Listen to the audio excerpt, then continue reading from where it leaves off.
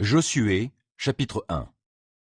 Après la mort de Moïse, serviteur de l'Éternel dit à Josué, fils de Nun, l'assistant de Moïse, « Mon serviteur Moïse est mort. Maintenant donc, dispose-toi à traverser le Jourdain avec tout ce peuple, pour entrer dans le pays que je donne aux Israélites. Comme je l'ai promis à Moïse, je vous donne tout endroit où vous poserez vos pieds.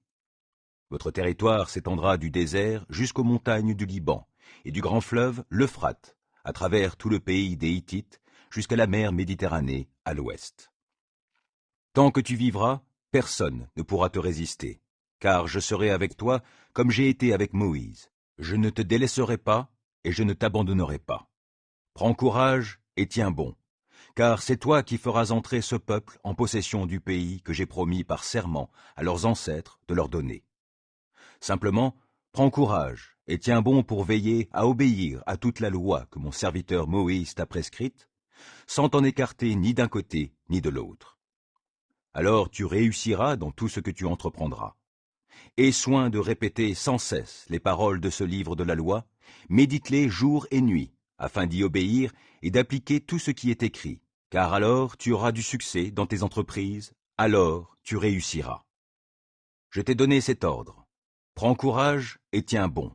Ne crains rien et ne te laisse pas effrayer, car moi, l'Éternel ton Dieu, je serai avec toi pour tout ce que tu entreprendras. Josué donna aux chefs du peuple les ordres suivants.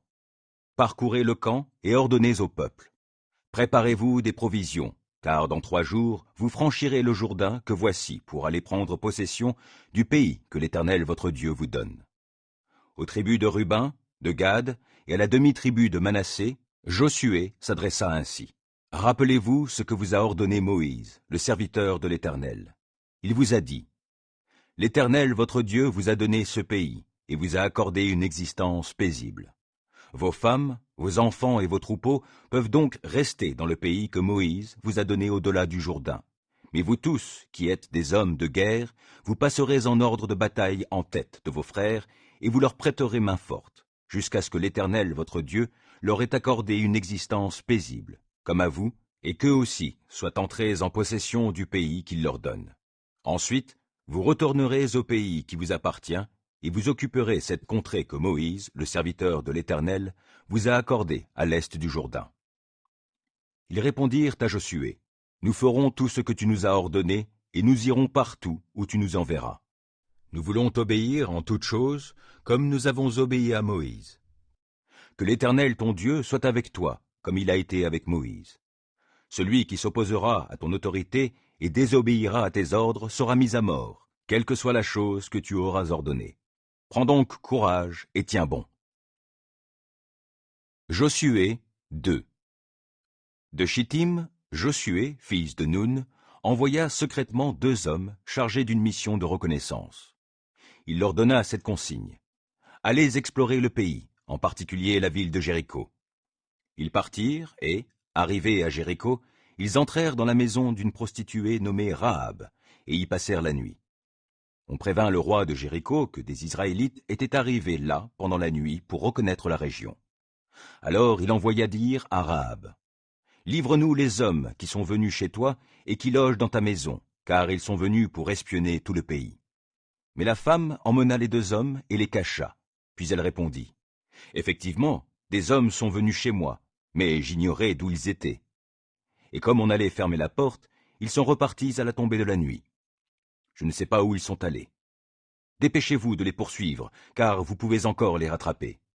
En fait, elle les avait fait monter sur le toit en terrasse de sa maison, et les avait cachés sous un tas de tiges de lin qu'elle avait rangé là. Les envoyés du roi se lancèrent à leur poursuite sur le chemin qui mène au gué du Jourdain. Dès qu'ils eurent quitté la ville, on referma la porte derrière eux. Rahab monta sur la terrasse et vint trouver ses hôtes avant qu'ils ne se couchent. Elle leur dit, « Je sais que l'Éternel vous a donné ce pays. La terreur s'est emparée de nous et tous les habitants de la région sont pris de panique à cause de vous. Car nous avons entendu que l'Éternel a mis à sec les eaux de la mer des roseaux devant vous lorsque vous êtes sortis d'Égypte. Nous avons appris comment vous avez traité les 2 rois des Amoréens, Sihon et Og, qui régnaient de l'autre côté du Jourdain, pour les vouer à l'Éternel en les exterminant. Depuis que nous avons entendu ces nouvelles, le cœur nous manque, et personne n'a plus le courage de vous tenir tête. En effet, c'est l'Éternel votre Dieu qui est Dieu, en haut dans le ciel et ici-bas sur la terre. Maintenant, je vous prie, jurez-moi par le nom de l'Éternel qu'en reconnaissance pour la bonté que je vous ai témoignée, vous aussi vous traiterez ma famille avec la même bonté, et donnez-moi un gage certain que vous laisserez la vie sauve à mon père, à ma mère, à mes frères et sœurs, et à tous les membres de leur famille, et que vous empêcherez que nous soyons mis à mort. Les deux hommes lui répondirent, « Notre vie répondra de la vôtre pourvu que tu gardes le secret de cet engagement entre nous. Lorsque l'Éternel nous donnera ce pays, nous serons fidèles à notre promesse et nous te traiterons avec bonté. » Or la maison de Rahab était construite dans le mur même des remparts de la ville, et elle habitait ainsi sur le rempart. Ainsi, elle put faire descendre les deux hommes par la fenêtre au moyen d'une corde.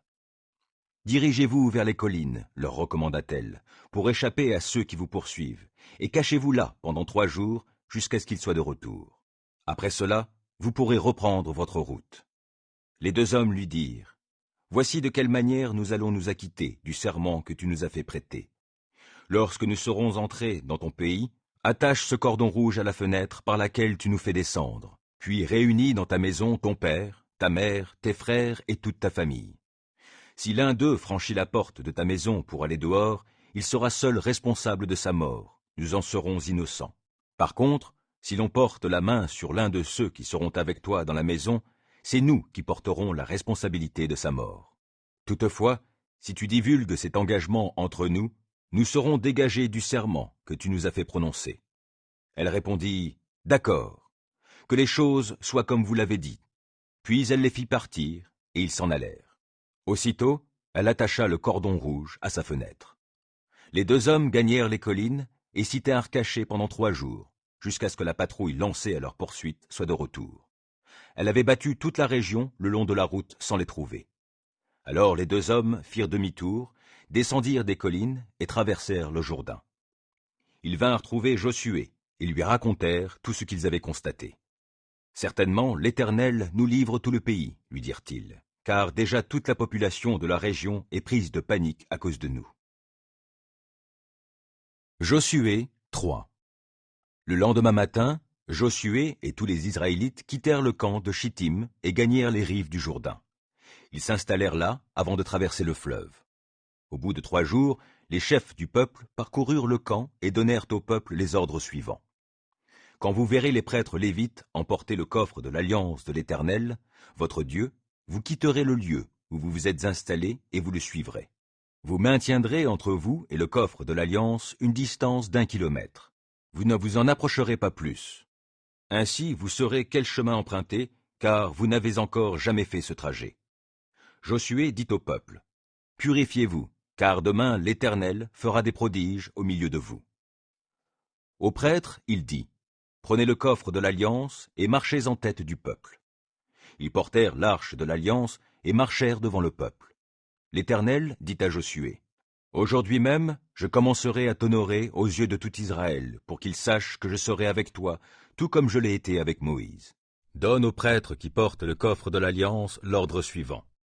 Dès que vous aurez atteint le bord du Jourdain et que vous aurez mis les pieds dans l'eau, arrêtez-vous là. » Alors Josué s'adressa à tous les Israélites et leur dit, « Approchez-vous et écoutez les paroles de l'Éternel, votre Dieu. Voici comment vous saurez que le Dieu vivant est au milieu de vous, et qu'il ne manquera pas de déposséder en votre faveur les Cananéens, les Hittites, les Héviens, les Phéréziens, les Girgasiens, les Amoréens et les Yébousiens. Le coffre de l'alliance du Seigneur de toute la terre va traverser le Jourdain devant vous. Maintenant, choisissez 12 hommes dans les tribus d'Israël, 1 par tribu. Dès que les prêtres qui porteront le coffre de l'Éternel, le Seigneur de toute la terre, poseront la plante des pieds dans le Jourdain, le fleuve sera coupé en 2. Les eaux venant de l'amont s'arrêteront net en formant comme un mur. Le peuple plia ses tentes pour traverser le Jourdain. Les prêtres portant le coffre de l'Alliance marchaient en tête. C'était l'époque de la moisson, où le Jourdain déborde continuellement par-dessus ses rives. Au moment où ceux qui portaient le coffre arrivèrent sur ses bords et où ces prêtres mirent les pieds dans l'eau, les eaux venant de l'amont cessèrent de couler et formèrent comme un mur sur une grande distance, à partir de la ville d'Adam, située à côté de Tsartan, tandis qu'en aval, les eaux qui descendaient vers la mer de la vallée du Jourdain, c'est-à-dire la mer Morte, s'écoulèrent. Le peuple traversa à la hauteur de Jéricho. Les prêtres qui portaient le coffre de l'alliance de l'Éternel s'arrêtèrent dans le lit desséché, au milieu du Jourdain, pendant que tout Israël passait à pied sec. Ils s'y tinrent fermement jusqu'à ce que tout le peuple eût achevé la traversée. Josué 4.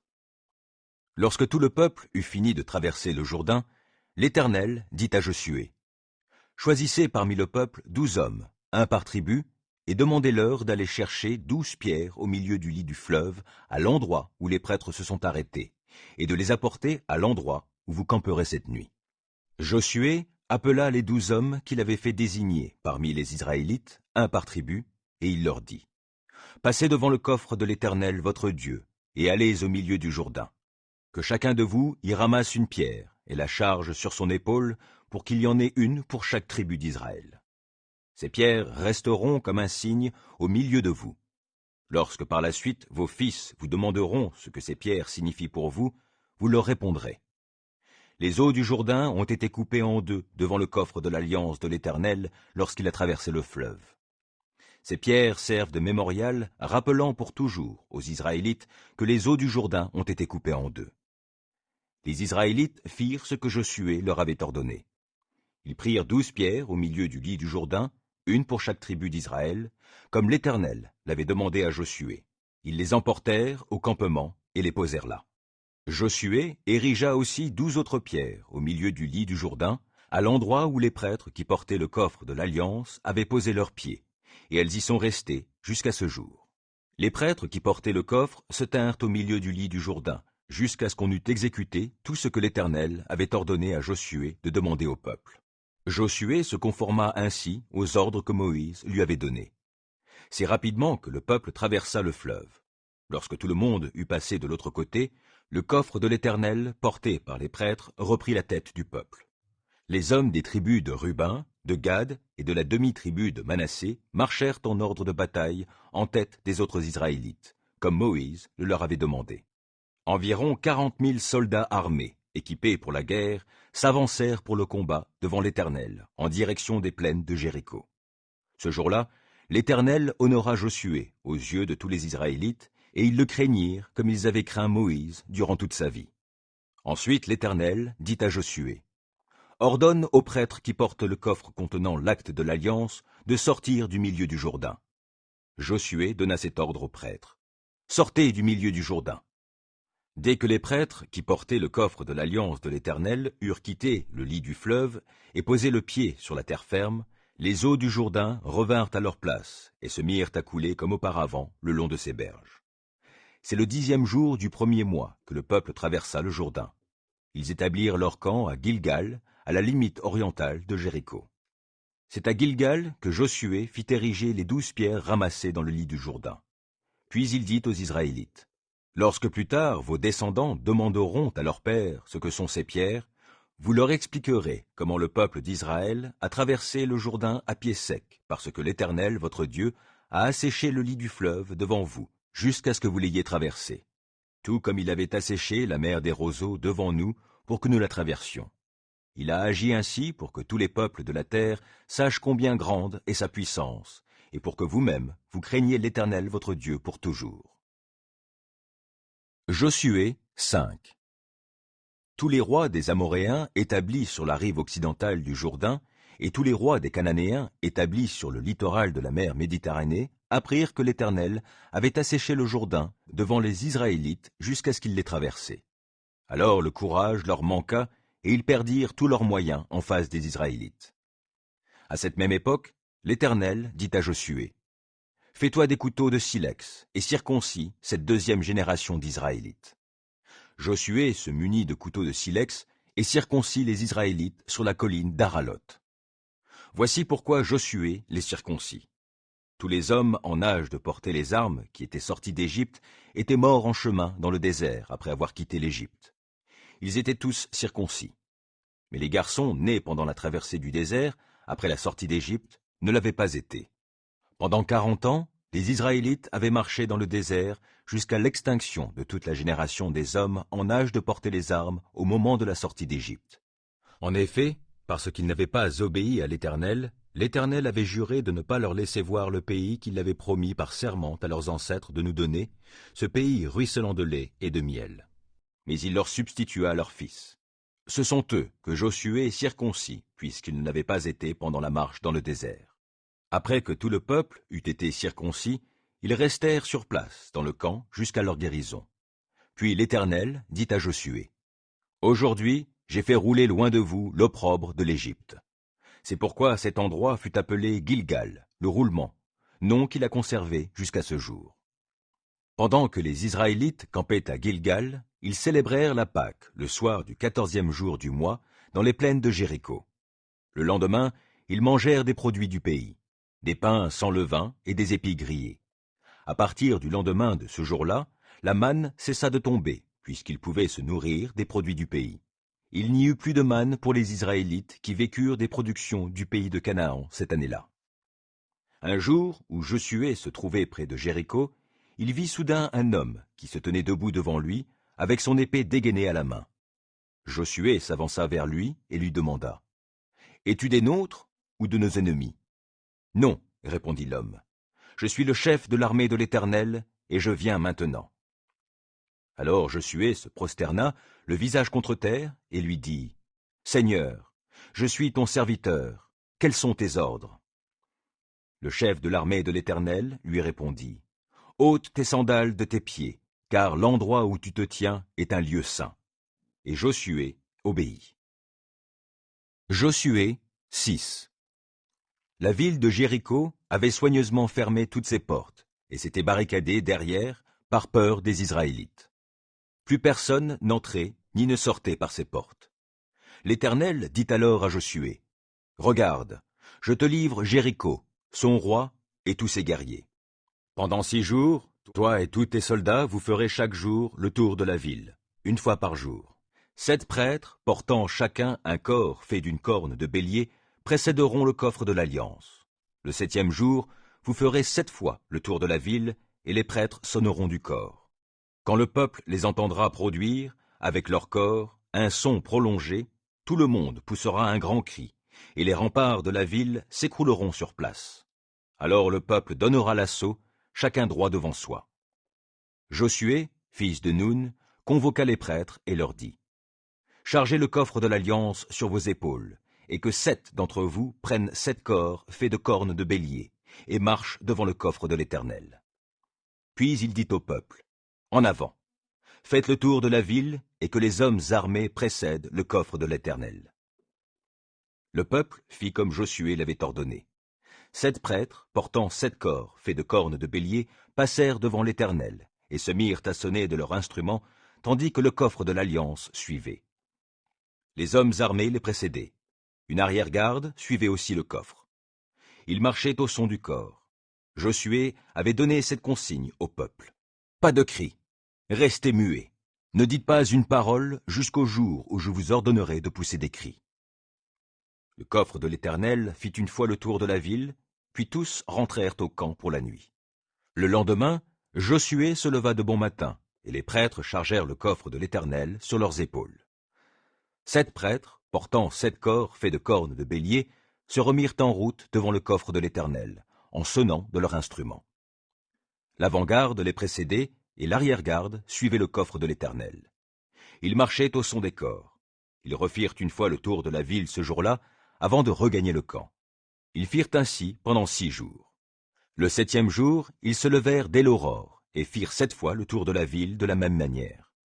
C'est le seul jour où ils en firent 7 fois le tour.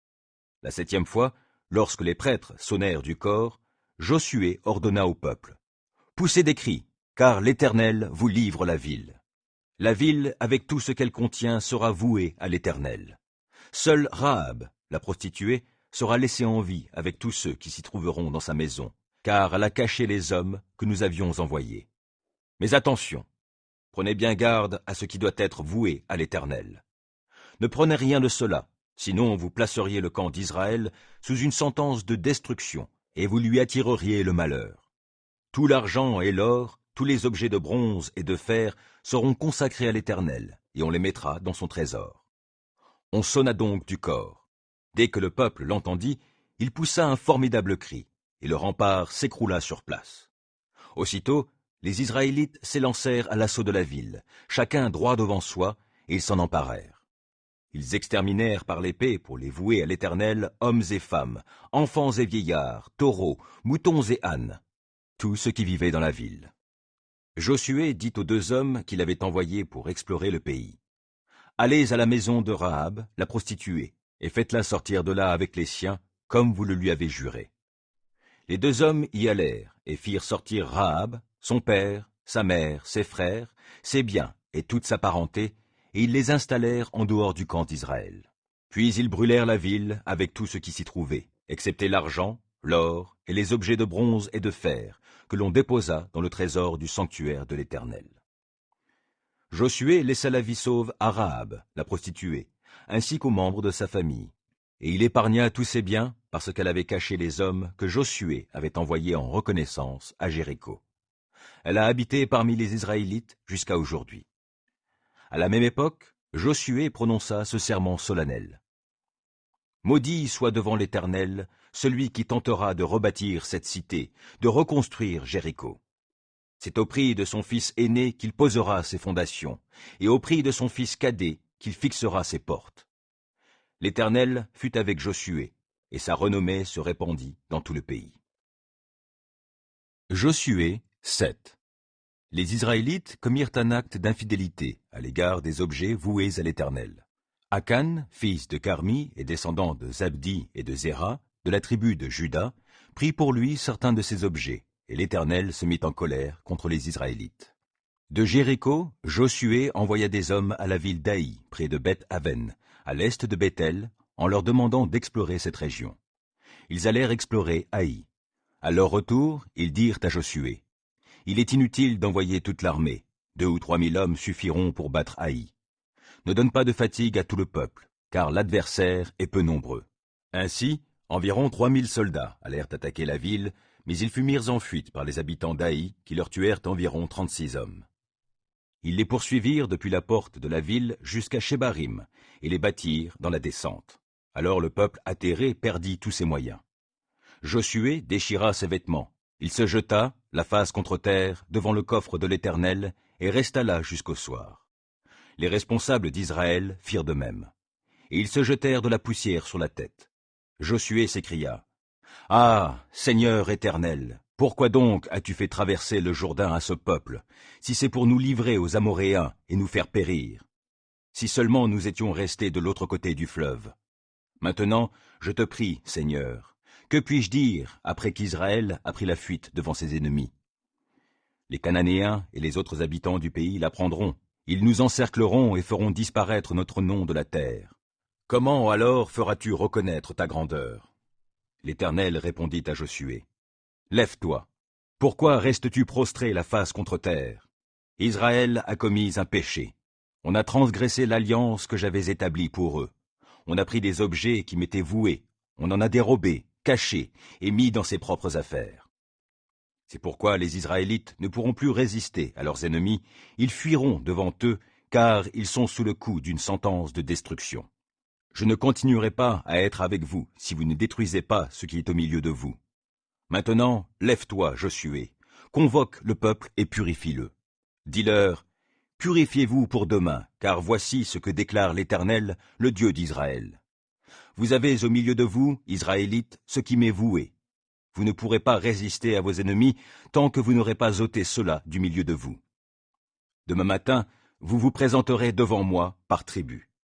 Puis la tribu que l'Éternel désignera par le sort se présentera, groupe familial par groupe familial, et le groupe familial que l'Éternel désignera s'avancera famille par famille. Dans la famille que j'aurai désignée, les hommes se présenteront un par un.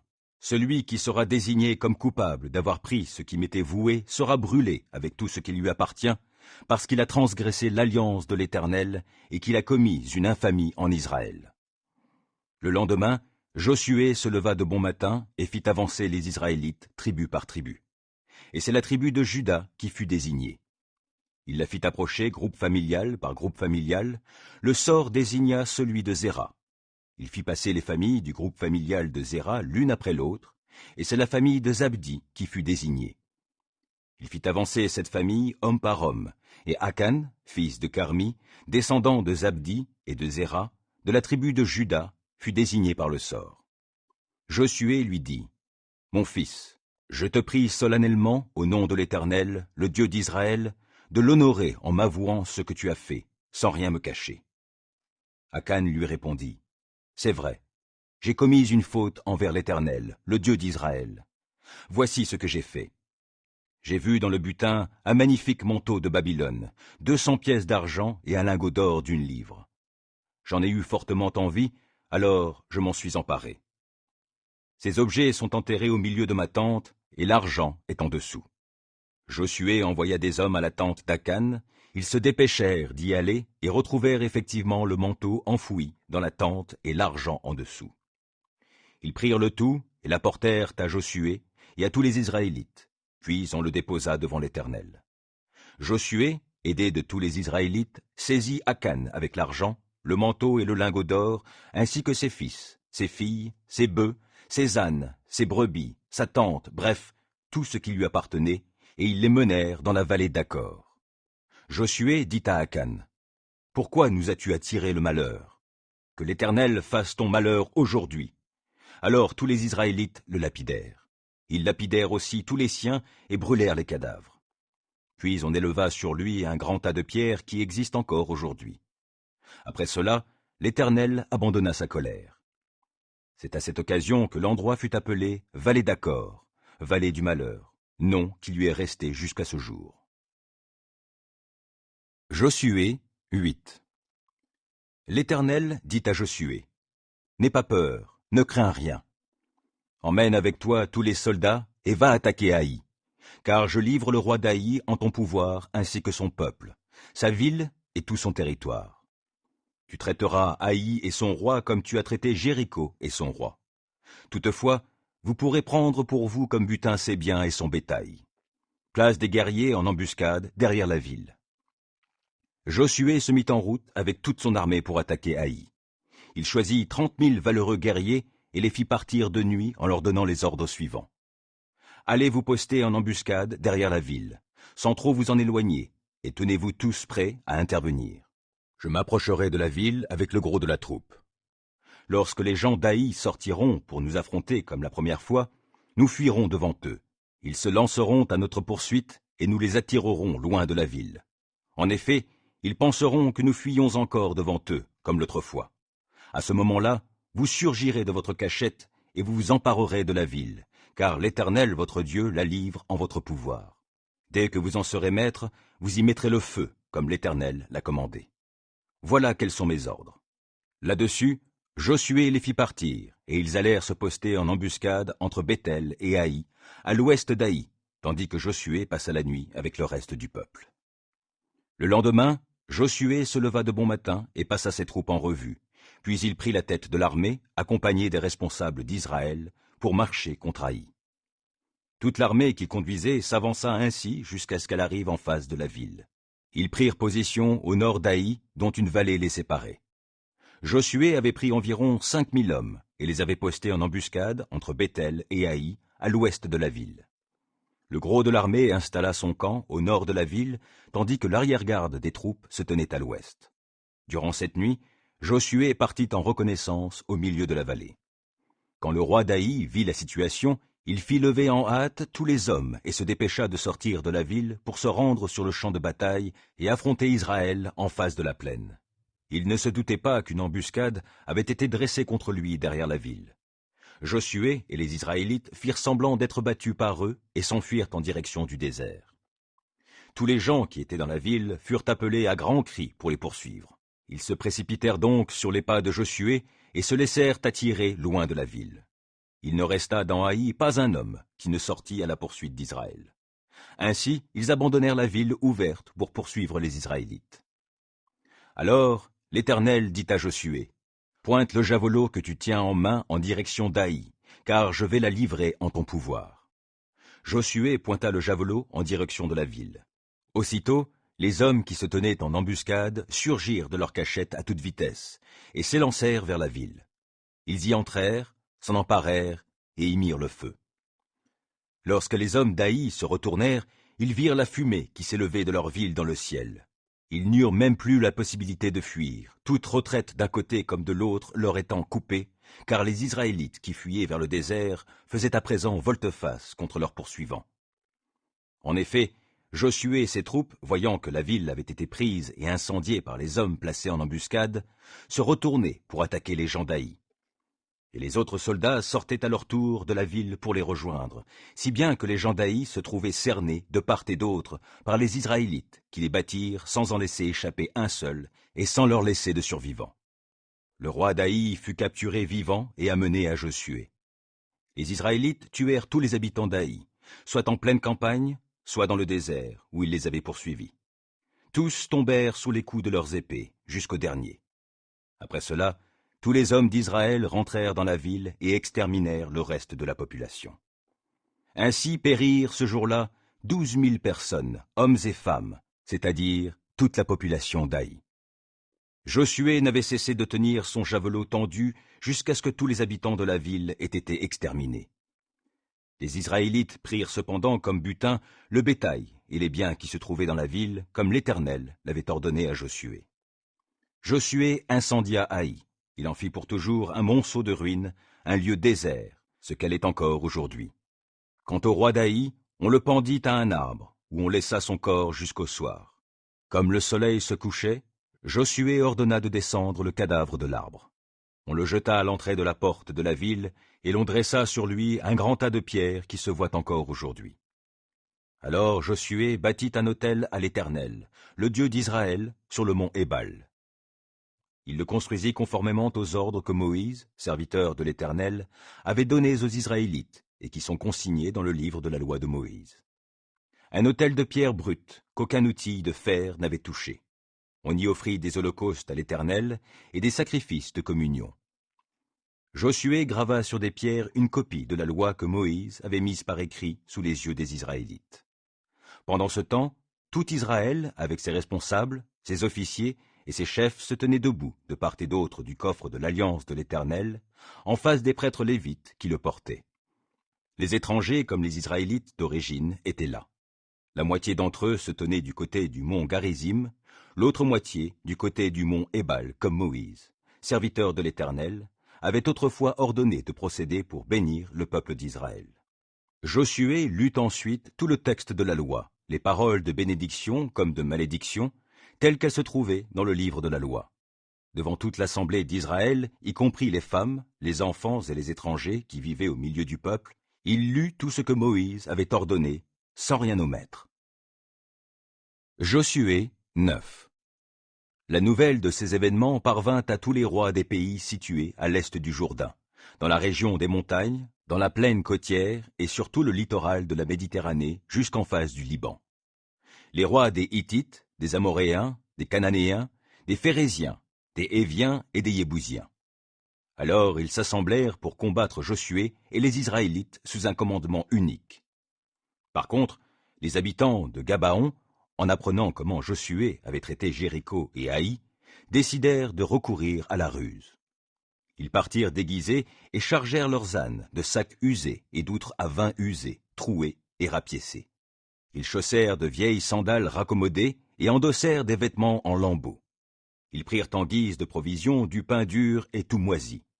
Ils se rendirent ainsi au camp de Gilgal et vinrent trouver Josué, auquel ils dirent en présence des hommes d'Israël: « Nous arrivons d'un pays lointain pour vous prier de conclure une alliance avec nous. » Les Israélites répondirent à ces Héviens: « Qui sait si vous n'êtes pas des habitants du voisinage? Dans ce cas, nous ne pouvons pas conclure une alliance avec vous. » Ils déclarèrent à Josué: « Nous voulons être tes serviteurs. »« Mais qui êtes-vous » leur demanda Josué, « et d'où venez-vous » Ils lui répondirent: « Tes serviteurs viennent d'un pays très éloigné à cause du renom de l'Éternel ton Dieu. Nous avons entendu parler de lui et de tout ce qu'il a fait en Égypte, et comment il a traité les deux rois des Amoréens qui régnaient de l'autre côté du Jourdain, Sihon, roi de Heshbon, et Og, roi du Bassan, qui résidait à Ashtaroth. Alors nos responsables et tous les habitants de notre pays nous ont dit « Emportez des provisions pour le voyage, allez trouver les Israélites et dites-leur « Nous voulons être vos serviteurs, concluez une alliance avec nous. Regardez notre pain, il était encore tout chaud quand nous l'avons pris pour nos provisions dans nos maisons, quand nous nous sommes mis en route pour venir vous trouver, et le voilà maintenant dur et tout moisi. Regardez nos outres de vin. Elles étaient neuves quand nous les avons remplies, les voilà maintenant déchirées.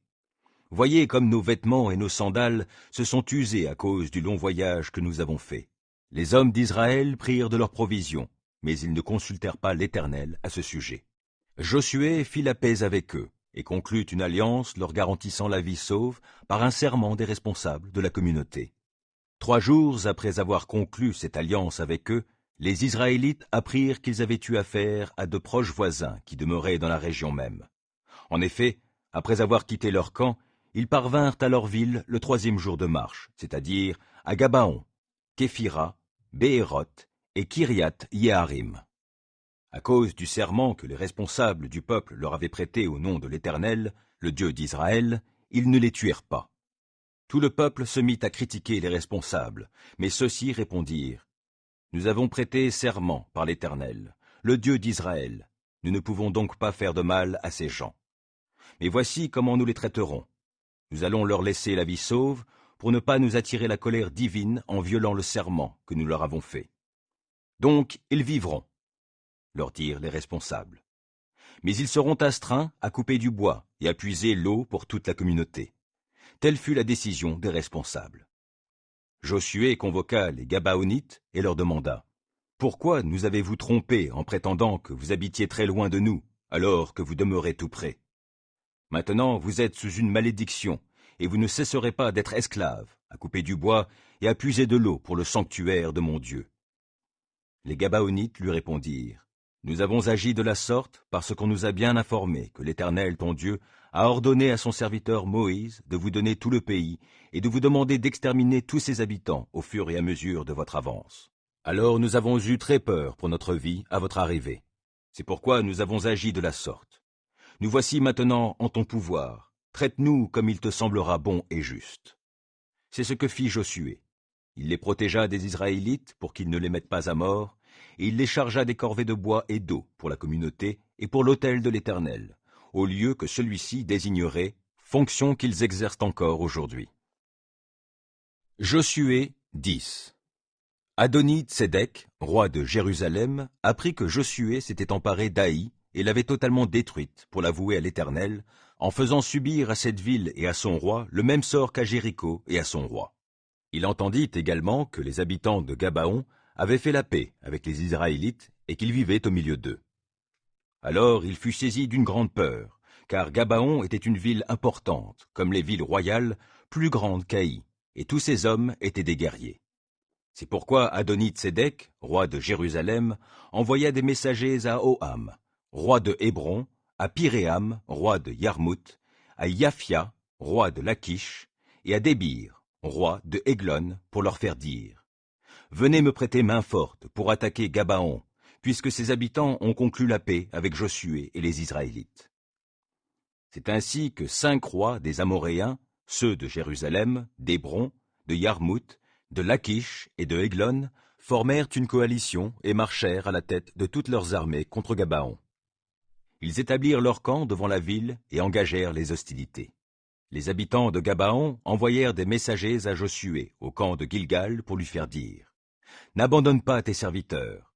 Viens vite à notre secours, sauve-nous, car tous les rois amoréens de la région montagneuse se sont ligués contre nous. » Josué vint depuis Gilgal avec toute son armée et ses plus valeureux guerriers. L'Éternel dit à Josué « N'aie pas peur de ces rois, car je te donne la victoire sur eux. Aucun d'eux ne pourra te résister. » Après avoir marché toute la nuit depuis Gilgal, Josué tomba sur eux à l'improviste. L'Éternel les mit en déroute devant Israël et leur fit essuyer une grande défaite devant Gabaon. Les Israélites les battirent en les poursuivant sur la montée de Beth-Horon et jusqu'à Azéka et Makeda. Pendant que les Amoréens s'enfuyaient devant Israël sur la pente qui descend de Beth-Horon, l'Éternel fit tomber sur eux du ciel d'énormes grêlons qui, jusqu'à Azéka, firent encore plus de victimes que les épées des Israélites. Ce jour-là, où l'Éternel donna aux Israélites la victoire sur les Amoréens, Josué s'écria devant tout Israël, « Soleil, arrête-toi sur Gabaon, et toi, lune, fais halte sur la vallée d'Ayalon. » Et le soleil s'arrêta, la lune suspendit son cours jusqu'à ce que le peuple d'Israël eût réglé ses comptes avec ses ennemis. C'est bien ce qui est écrit dans le livre du Juste. Le soleil s'immobilisa au milieu du ciel et différa son coucher pendant environ un jour entier. Jamais auparavant et jamais depuis lors, il n'y eut de jour comparable à celui-là, où l'Éternel a écouté la voix d'un homme. C'est qu'il combattait lui-même pour Israël. Après cela, Josué et toute l'armée d'Israël regagnèrent le camp de Gilgal. Or, pendant la bataille, les 5 rois avaient réussi à s'enfuir, et ils s'étaient cachés dans la grotte de Makeda. On les découvrit cachés dans cette grotte, et on vint en informer Josué qui donna l'ordre suivant. Roulez de grandes pierres à l'entrée de la grotte, et postez-y des hommes pour monter la garde. Mais ne vous y attardez pas. Poursuivez vos ennemis, et coupez-leur la retraite. Ne les laissez pas rentrer dans leur ville, puisque l'Éternel votre Dieu les livre en votre pouvoir. Josué et les Israélites leur infligèrent une cuisante défaite, et achevèrent de les exterminer tous, à part quelques rescapés qui purent regagner leur ville fortifiée. Puis tout le peuple revint sain et sauf auprès de Josué au camp établi à Makeda. Après cela, plus personne dans le pays n'osa parler contre les Israélites. Josué ordonna de dégager l'entrée de la grotte et d'en faire sortir les 5 rois pour les lui amener. On fit ainsi, et on lui amena les 5 rois qui se trouvaient dans la caverne, les rois de Jérusalem, d'Hébron, de Yarmouth, de Lachish et de Églon. Pendant qu'on les faisait sortir pour les lui amener, Josué convoqua tous les hommes d'Israël et dit aux chefs des soldats qui avaient combattu avec lui, « Approchez-vous et posez vos pieds sur la nuque de ces rois. » Les chefs s'avancèrent et firent ainsi. Josué reprit, « N'ayez pas peur, ne vous laissez pas effrayer. Prenez courage et tenez bon, car c'est ainsi que l'Éternel traitera tous vos ennemis contre lesquels vous combattrez. » Après cela, Josué les mit à mort et les fit pendre à 5 arbres. Ils y restèrent pendus jusqu'au soir. Au moment du coucher du soleil, il ordonna de descendre leurs corps et de les jeter dans la grotte où les rois s'étaient cachés. Ensuite, on emboucha l'entrée avec de grandes pierres qui s'y trouvent encore aujourd'hui. Le même jour, Josué s'empara de Makeda, il la frappa du tranchant de l'épée, il exécuta son roi et extermina tous les êtres vivants qui s'y trouvaient, sans laisser aucun survivant pour les vouer à l'Éternel. Il traita le roi de Makeda comme il avait traité celui de Jéricho. De Makeda, Josué et tout Israël avec lui passèrent à Libna, qu'ils attaquèrent. L'Éternel la livra aussi, elle et son roi, au pouvoir des Israélites. Ils tuèrent tous les êtres vivants qui s'y trouvaient sans laisser aucun survivant. Josué traita son roi comme il avait traité celui de Jéricho. De Libna, Josué et tout Israël avec lui passèrent à Lachish. Ils établirent leur camp devant la ville et l'attaquèrent. L'Éternel la livra en leur pouvoir, et ils s'en emparèrent le second jour. Ils la frappèrent du tranchant de l'épée et tuèrent tous les êtres vivants qui s'y trouvaient, comme ils l'avaient fait à Libna. Horam, le roi de Gézer, vint au secours de Lachish, mais Josué le battit, lui et son armée, sans lui laisser aucun survivant. De Lachish, Josué et tout Israël avec lui se dirigèrent vers Églon. Ils établirent leur camp devant la ville et l'attaquèrent. Ils s'en emparèrent le même jour et la frappèrent du tranchant de l'épée. Ils exécutèrent tous les êtres vivants qui s'y trouvaient pour les vouer à l'Éternel, comme ils l'avaient fait à Lachish. De Églon, Josué et tout Israël avec lui se rendirent à Hébron et l'attaquèrent. Ils s'en emparèrent et tuèrent son roi, et tous les êtres vivants qui s'y trouvaient, ainsi que dans les villes qui en dépendaient.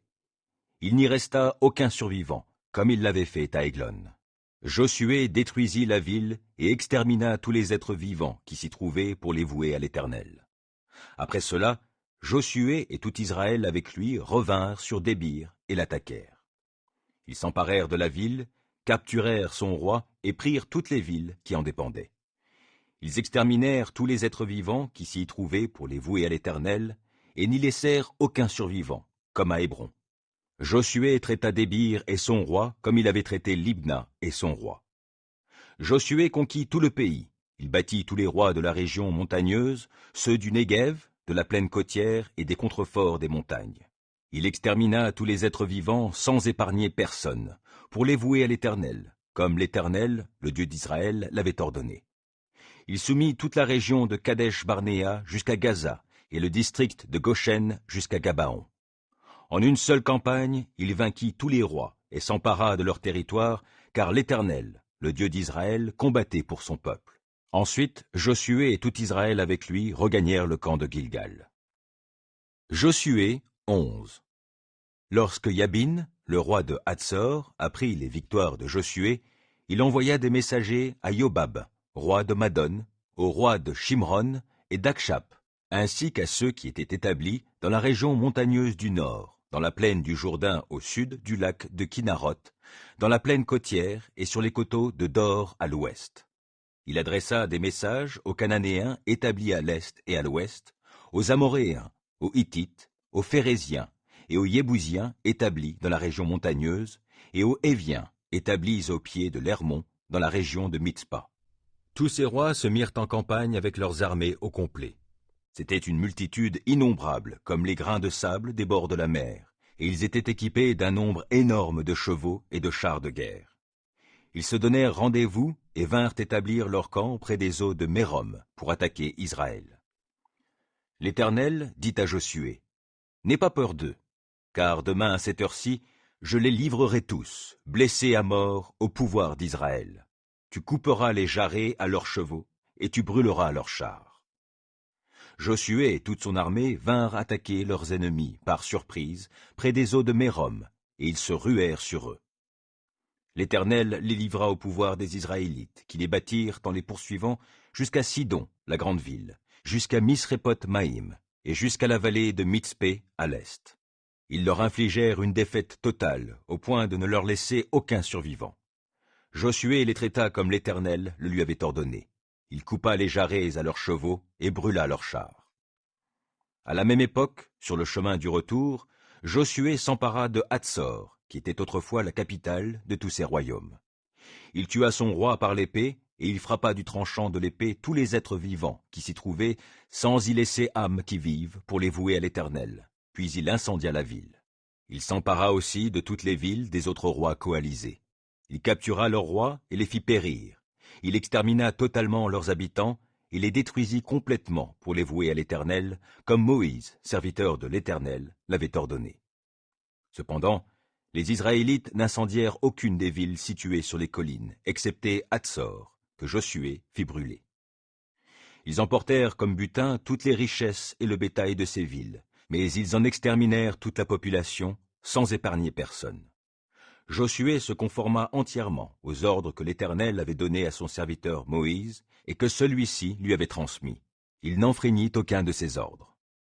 C'est ainsi que Josué conquit tout le pays, la région montagneuse, tout le Néguev, la région de Goshen, la plaine côtière, la vallée du Jourdain ainsi que la région montagneuse et les plaines du nord. Il captura et tua tous les rois des régions situées entre le mont Halak, qui se dresse près de Séhir au sud, jusqu'à Baal-Gad, dans la dépression du Liban, au pied du mont Hermon au nord.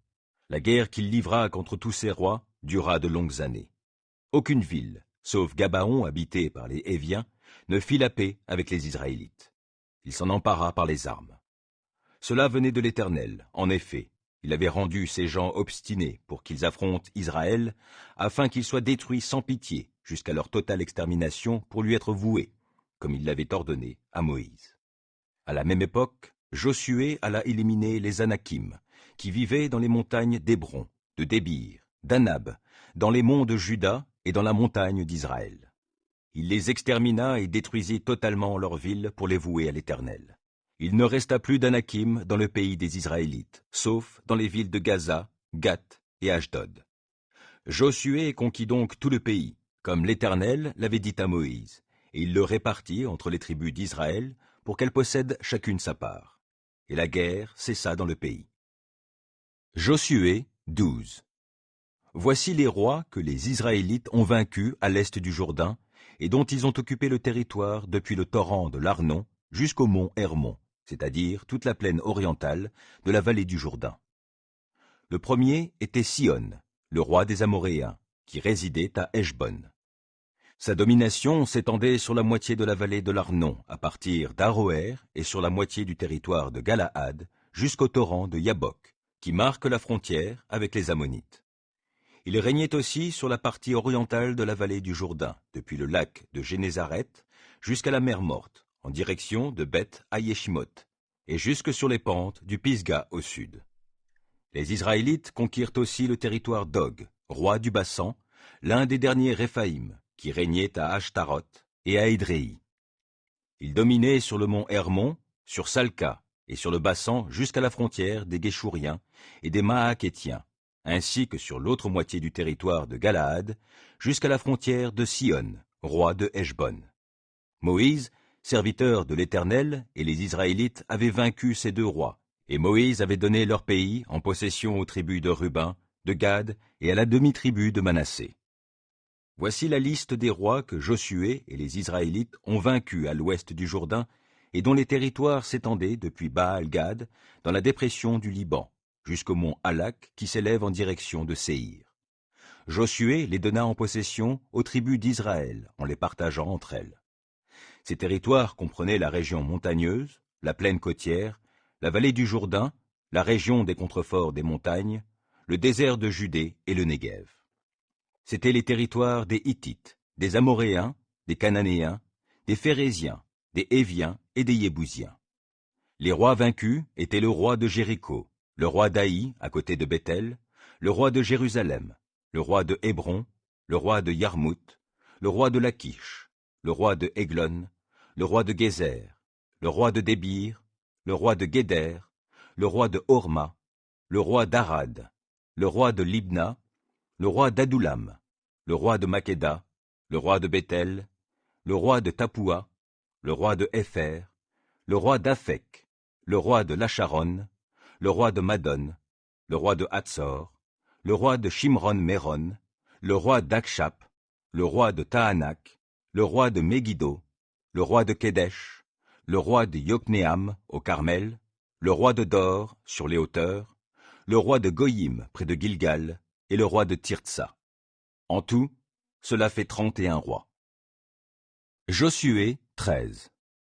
Josué était devenu vieux. L'Éternel lui dit, « Te voilà âgé à présent, et il reste encore un grand pays à conquérir. Voici le territoire qui reste, tous les districts des Philistins et le territoire des Guéchouriens, c'est-à-dire la région qui s'étend depuis le torrent de Sior, qui coule en face de l'Égypte, jusqu'au territoire d'Écron, au nord. Toute cette contrée doit être considérée comme cananéenne. Elle comprend les 5 principautés philistines de Gaza, d'Ashdod, d'Ashkelon, de Gath et d'Écron, ainsi que le domaine des Haviens au sud. Il reste également à conquérir tout le pays des Cananéens depuis Méhara, qui appartient aux Sidoniens, jusqu'à Aphek, à la frontière des Amoréens, celui des Ghibliens et tout le Liban oriental, depuis Baal-Gad, au pied du mont Hermon, jusqu'à Lebo-Hamath, ainsi que toute la région montagneuse située entre le Liban et Misréphoth-Maïm, habitée par les Sidoniens. Je déposséderai les populations de ce pays au fur et à mesure de l'avance des Israélites. En attendant, partage-leur déjà ce pays par le sort pour qu'ils le possèdent, comme je te l'ai ordonné. Maintenant, procède au partage pour attribuer le pays en possession aux 9 tribus et à la demi-tribu de Manassé. L'autre moitié de la tribu de Manassé et les tribus de Ruben et de Gad ont déjà reçu leur patrimoine. Moïse, serviteur de l'Éternel, le leur a attribué à l'est du Jourdain. Il s'étend jusqu'à Aroër, sur le bord du torrent de l'Arnon, et jusqu'à la ville située au milieu de la vallée, et comprend tout le plateau de Médéba jusqu'à Dibon, et toutes les villes de Sihon, roi des Amoréens qui avait régné à Heshbon, jusqu'à la frontière des Ammonites. Il comprend aussi le pays de Galaad et le territoire des Guéchouriens et des Maakathiens, le mont Hermon et tout le Bassan jusqu'à Salca. Dans le Bassan, c'est l'ensemble du royaume de Og, le dernier des Réphaïm, qui a régné à Ashtaroth et à Édréi. Moïse a vaincu ces rois et les a dépossédés de leur territoire. Toutefois, les Israélites n'ont pas dépossédé les Guéchouriens et les Maakathiens, si bien qu'ils ont habité jusqu'à aujourd'hui au milieu d'Israël. À la tribu de Lévi et à elle seule, il ne donna pas de patrimoine. En effet, ce sont les sacrifices consumés par le feu qui appartiennent à l'Éternel, le Dieu d'Israël, qui constitue son bien comme Dieu le lui a déclaré. Le territoire que Moïse avait attribué aux familles de la tribu de Ruben s'étend depuis la ville d'Aroër, au bord du torrent de l'Arnon, et la ville située au milieu de cette vallée. Il comprenait tout le plateau autour de Médéba, Heshbon et toutes les bourgades du plateau qui en dépendaient, c'est-à-dire Dibon, Bamoth-Baal, Beth-Baal-Méon, Yahat, Kedémoth, Méphaat, Kiriathaïm, Sibma, Tseret Achahar, sur la montagne qui domine la vallée, Beth-Péor, les pentes du Pisga, et Beth-Ayeshimoth. En outre, il comprenait toutes les villes du plateau, et tout le royaume de Sion, roi des Amoréens, qui avait régné à Heshbon, que Moïse avait vaincu en même temps que les chefs de Madian, vassaux de Sion, qui habitaient le pays. Évi, Rékem, Tsour, Our et Réba. Parmi les victimes des Israélites, il y avait aussi le devin Balaam, fils de Béor, qu'ils tuèrent par l'épée à ce moment-là. La frontière des descendants de Ruben était constituée par le Jourdain et le territoire limitrophe. Tel était le patrimoine réparti entre les familles de Ruben, avec les villes qu'il comprenait et les villages qui en dépendaient. Moïse avait aussi donné sa part aux familles de la tribu de Gad. Leur territoire comprenait Yaézer, toutes les villes de Galaad et la moitié du pays des Ammonites jusqu'à Aroër, près de Rabat. Il s'étendait depuis Heshbon jusqu'à Ramath-Mitzpé et Bétonim, et depuis Mahanaïm jusqu'à la frontière de Débir. Enfin, dans la vallée du Jourdain, il comprenait Beth-Aram, Beth-Nimra, Sukkot et Tsaphon, qui formaient le reste du royaume de Sion, roi de Heshbon, et toute la rive est du Jourdain qui constituait la frontière jusqu'au lac de Génézareth. Tel était le patrimoine réparti entre les familles de Gad, avec les villes qu'il comprenait et les villages qui en dépendaient. Enfin, Moïse avait donné sa part à la demi-tribu de Manassé, répartie selon ses familles. Leur territoire comprenait, à partir de Mahanaïm, le Bassan, tout le royaume de Og, le roi du Bassan, ainsi que les 60 bourgs de Yaïr en Bassan, la moitié du pays de Galaad, Ashtaroth et Édréi, les anciennes capitales du royaume de Og en Bassan, et Shur aux descendants de Makir, fils de Manassé, à la moitié d'entre eux répartis entre leurs familles. Telle fut la répartition faite par Moïse, lorsqu'il se trouvait dans les plaines de Moab, du côté oriental du Jourdain, en face de Jéricho. Il n'attribua pas de patrimoine à la tribu de Lévi. L'Éternel, le Dieu d'Israël, est lui-même leur patrimoine, comme il leur a dit. Josué 14. Voici les territoires que les Israélites reçurent en possession dans le pays de Canaan. Le prêtre Éléazar et Josué, fils de Nun, assistés des chefs de groupe familial des tribus israélites, les leur attribuèrent. Cette répartition des terres entre les 9 tribus et la demi-tribu se fit par tirage au sort, comme l'Éternel l'avait ordonné par l'intermédiaire de Moïse. Car Moïse avait déjà attribué leur patrimoine aux 2 tribus et à la demi-tribu à l'est du Jourdain, et il n'en avait pas destiné aux Lévites, car les fils de Joseph, Manassé et Éphraïm, formaient 2 tribus. C'est pourquoi il n'avait pas attribué de patrimoine aux Lévites dans le pays, sinon quelques villes, avec leurs terres attenantes pour y habiter, y faire vivre leurs troupeaux et y conserver leurs biens. Ainsi les Israélites procédèrent comme l'Éternel l'avait ordonné à Moïse pour le partage du pays. Des membres de la tribu de Juda vinrent trouver Josué à Gilgal. Caleb, fils de Jephunné, le Kénizien, lui dit : « Tu sais ce que l'Éternel a dit à Moïse, l'homme de Dieu, à mon sujet et à ton sujet, lorsque nous étions à Kadesh-Barnéa. J'avais 40 ans, lorsque Moïse, serviteur de l'Éternel, m'a envoyé de Kadesh-Barnéa pour explorer ce pays. À mon retour, je lui ai fait un rapport en toute bonne conscience.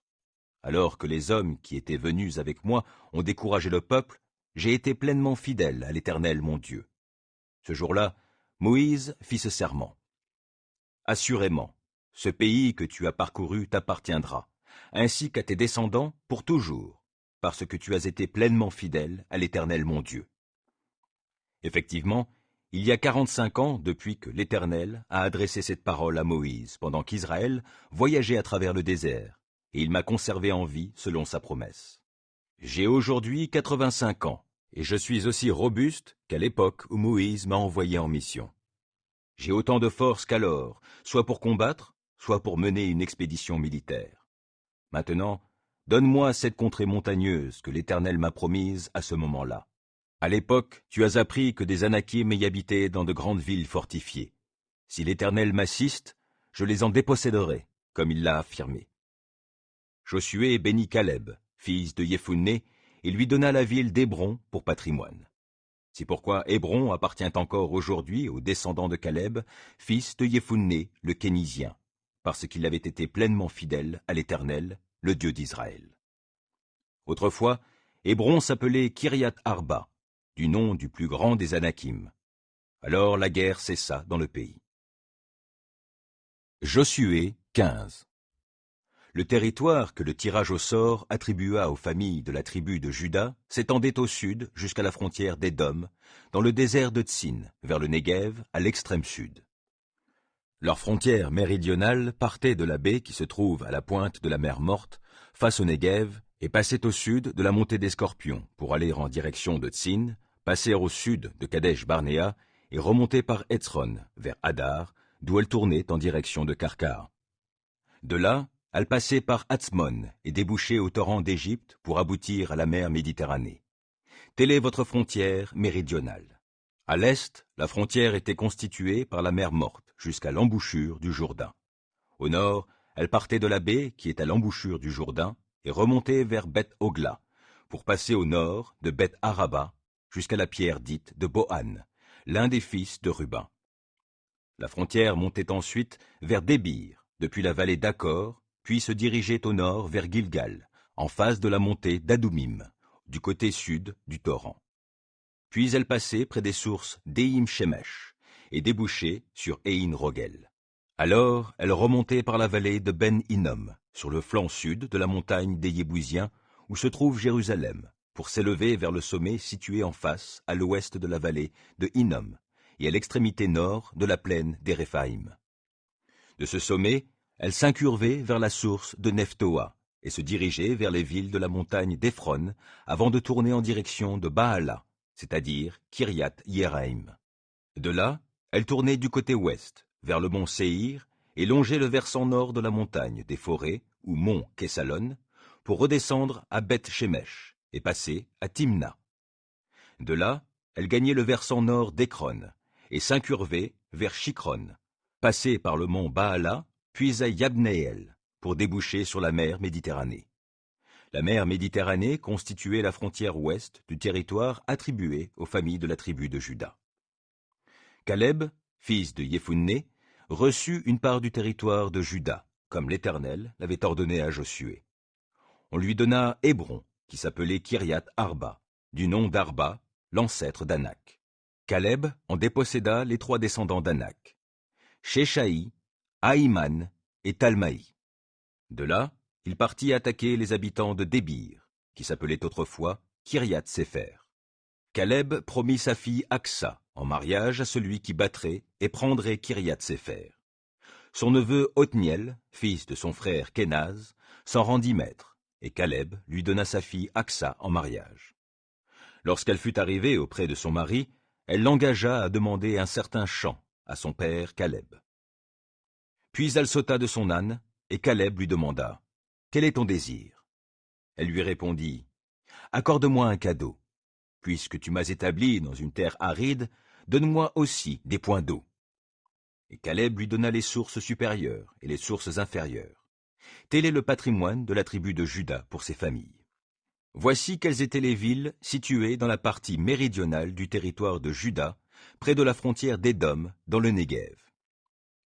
Kabseel, Éder, Yagour, Kina, Dimona, Adada, Kedesh, Hatzor, Itan, Zip, Telem, Béalot, Hatzor Adata, Kériot Hetzron, appelé aussi Hatzor, Amam, Shema, Molada, Hatzar Gada, Eshmon, Beth Palet, Hatzar Shual, Be'er Sheva, Biziotia, Baala, Iyim, Hatsem, Eltolad, Késil, Orma, Tsiklag, Madmana, Sansana, Lebaoth, Shilim, Aïn et Rimon, soit en tout 29 villes et les villages qui en dépendent. Dans le bas pays se trouvaient les villes suivantes: Eshtaol, Tsoréa, Ashna, Zanoa, Ein Ganim, Tapua, Enam, Yarmout, Adullam, Soko, Azeka, Shaharaim, Aditaïm, Guédéra et Guédérotaïm, soit 14 villes avec les villages qui en dépendent. Tsenan, Adasha, Migdal-Gad, Diléan, Mitzpé, Yoktéel, Lachish, Botskat, Eglon, Kabon, Lamas, Kitlish, Guédéroth, Beth-Dagon, Naama et Makeda, soit 16 villes avec les villages qui en dépendent. Libna, Éther, Ashan, Yifta, Ashna, Netsib, Keïla, Akzib et Marécha, soit 9 villes et les villages qui en dépendent. Il y avait aussi Ekron avec les villes qui en dépendaient et ses villages. Toutes les villes et tous les villages aux alentours d'Ashdod, situés entre Ekron et la mer, Ashdod et Gaza, avec les villes qui en dépendaient et leurs villages, jusqu'au torrent d'Égypte et jusqu'à la côte de la Méditerranée. Dans la région montagneuse, il y avait les villes de Shamir, Yatir, Soko, Dana, Kiryat-Sana, appelé aussi Débir, Anab, Eshtemo, Anim, Goshen, Olon et Gilo, soit 11 villes avec les villages qui en dépendent. Il y avait de plus Arab, Douma, Échéan, Yanoum, Beth Tapua, Afeka, Oumeta, Kiryat Arba, c'est-à-dire Hébron, et Tsior, soit 9 villes et les villages qui en dépendent. Maon, Carmel, Zip, Yuta, Jizréel, Yokdéam, Zanoa, Caïn, Gibéa et Timna, 10 villes et les villages qui en dépendent. Alhoul, Beth-Sour, Guédor, Maharat, Beth-Anot et Eltekon, 6 villes et les villages qui en dépendent. Kiryat-Baal, appelé aussi Kiryat-Yeharim, et Rabat, 2 villes et les villages qui en dépendent. Dans le désert étaient situées les villes de Beth-Araba, Midin, Sekaka, Nipshan, Ir-Amela et Ein-Gedi, 6 villes et les villages qui en dépendent. Les descendants de Juda ne réussirent pas à déposséder les Yébousiens qui habitaient à Jérusalem, de sorte qu'ils y vivent encore aujourd'hui avec les gens de Juda. Josué 16. Les descendants de Joseph reçurent par tirage au sort un territoire dont la frontière commençait au Jourdain, près de Jéricho, à l'est des sources qui alimentaient la ville. De là, elle gravissait la montagne dans le désert vers Béthel. Puis elle continuait jusqu'à Louz et passait le long du territoire des Arkiens, à Ataroth. Ensuite, elle descendait à l'ouest, vers celui des Yaphéléciens, jusqu'au territoire de Beth-Horon, la basse, et jusqu'à Gézer, pour aboutir à la mer Méditerranée. Tel est le patrimoine qui échut aux descendants des fils de Joseph, Manassé et Éphraïm. Voici le territoire des descendants d'Éphraïm pour leurs familles. Leur frontière allait du côté est d'Ataroth, Adar, jusqu'à Beth-Horon, la haute, puis se prolongeait jusqu'à la mer. Au nord, elle passait à Mikmétat et tournait à l'est vers Tahanat, Silo, qu'elle traversait vers l'est en direction de Yanoa, d'où elle descendait à Ataroth et à Naharata, touchait Jéricho et aboutissait au Jourdain. De Tapua, elle allait vers l'ouest, au torrent de Cana, pour rejoindre la mer. Tel fut le patrimoine des familles de la tribu d'Éphraïm, avec les villes et les villages qui en dépendent et qui leur furent réservés dans les territoires de la tribu de Manassé. Les gens d'Éphraïm ne dépossédèrent pas les Cananéens établis à Gézer. Ceux-ci continuèrent à vivre au milieu des gens d'Éphraïm qui leur imposèrent des corvées. Ils y demeurent encore aujourd'hui. Josué 17. Puis le tirage au sort attribua un patrimoine à la tribu de Manassé, fils premier-né de Joseph. Makir, le fils aîné de Manassé, le père de Galaad, qui fut un homme de guerre, avait déjà reçu les régions de Galaad et du Bassan. Les autres descendants de Manassé, c'est-à-dire ceux d'Abiézer, de Hélek, d'Azriel, de Sichem, de Hépher et de Shémida, les fils de Manassé, fils de Joseph, reçurent aussi une part pour leur famille. Tsélophad, descendant de Manassé par Makir, Galaad et Hépher, n'eut pas de fils. Il n'eut que des filles qui s'appelaient Mala, Noa, Ogla, Milka et Tirtsa. Elles allèrent trouver le prêtre Éléazar, Josué, fils de Nun, et les responsables du peuple. Elles leur dirent : « L'Éternel a ordonné à Moïse de nous donner un patrimoine comme aux hommes de notre tribu. » On leur attribua donc un patrimoine comme aux frères de leur père, conformément à l'ordre de l'Éternel. La tribu de Manassé reçut par conséquent 10 parts, sans compter les régions de Galaad et du Bassan, situées à l'est du Jourdain. En effet, des descendantes de Manassé reçurent une propriété, tout comme les hommes de cette tribu, et le pays de Galaad appartint aux autres descendants de Manassé. Le territoire de Manassé s'étendait d'Asser à Mikmétat, en face de Sichem. Puis leurs frontières descendaient vers Yamin, chez les habitants d'Éin Tapoua. Le territoire de Tapoua appartenait à Manassé, mais la ville elle-même, située à la limite de Manassé, était aux descendants d'Éphraïm. Ensuite, la frontière descendait au torrent de Cana, qu'elle rejoignait sur la rive sud. Les villes de cette région, enclavées parmi celles de Manassé, étaient à Éphraïm. La frontière de Manassé passait au nord du torrent et débouchait sur la mer. Ainsi, le territoire d'Éphraïm s'étendait vers le sud, celui de Manassé vers le nord. La mer servait de frontière à l'ouest. Du côté nord, il touchait à Asser, du côté est, à Issachar. Manassé reçut encore plusieurs villes dans les territoires d'Asser et d'Issachar. Beth-Shean et les villes qui en dépendent, Yibléam et les villes qui en dépendent, ainsi que Dor, Éindor, Tahanak, Megiddo avec leurs habitants et les villes qui en dépendent, c'est-à-dire 3 contrées. Cependant, les gens de Manassé ne réussirent pas à déposséder les habitants de ces villes et les Cananéens se maintinrent dans le pays. Même lorsque les Israélites eurent accru leur puissance, ils leur imposèrent des corvées, mais ne les dépossédèrent pas. Les descendants de Joseph vinrent se plaindre à Josué en disant : « Pourquoi nous as-tu attribué par le sort seulement une part du pays, alors que l'Éternel nous a tellement bénis jusqu'à présent que nous sommes devenus très nombreux ?»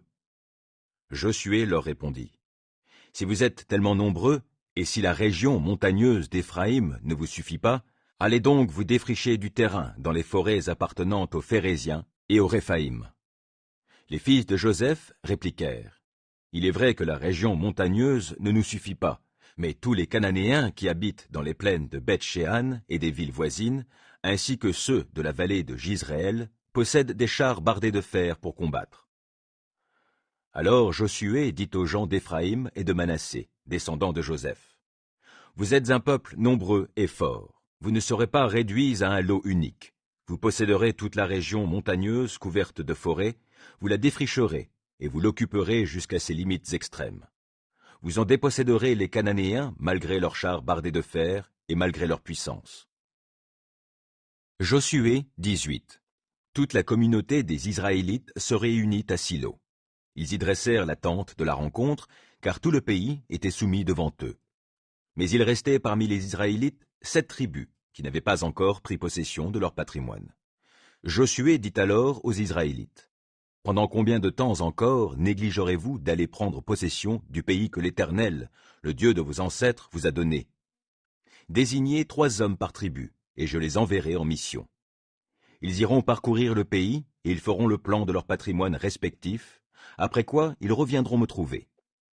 Alors ils le partageront en 7 parts. Les descendants de Juda conserveront leur territoire au sud, et ceux de Joseph le leur au nord. Établissez donc un relevé descriptif du pays en y délimitant 7 parts. Vous viendrez ensuite me le présenter, et je tirerai ici vos lots au sort devant l'Éternel notre Dieu. Mais les descendants de Lévi ne recevront aucun territoire parmi vous, car le sacerdoce de l'Éternel constitue leur part.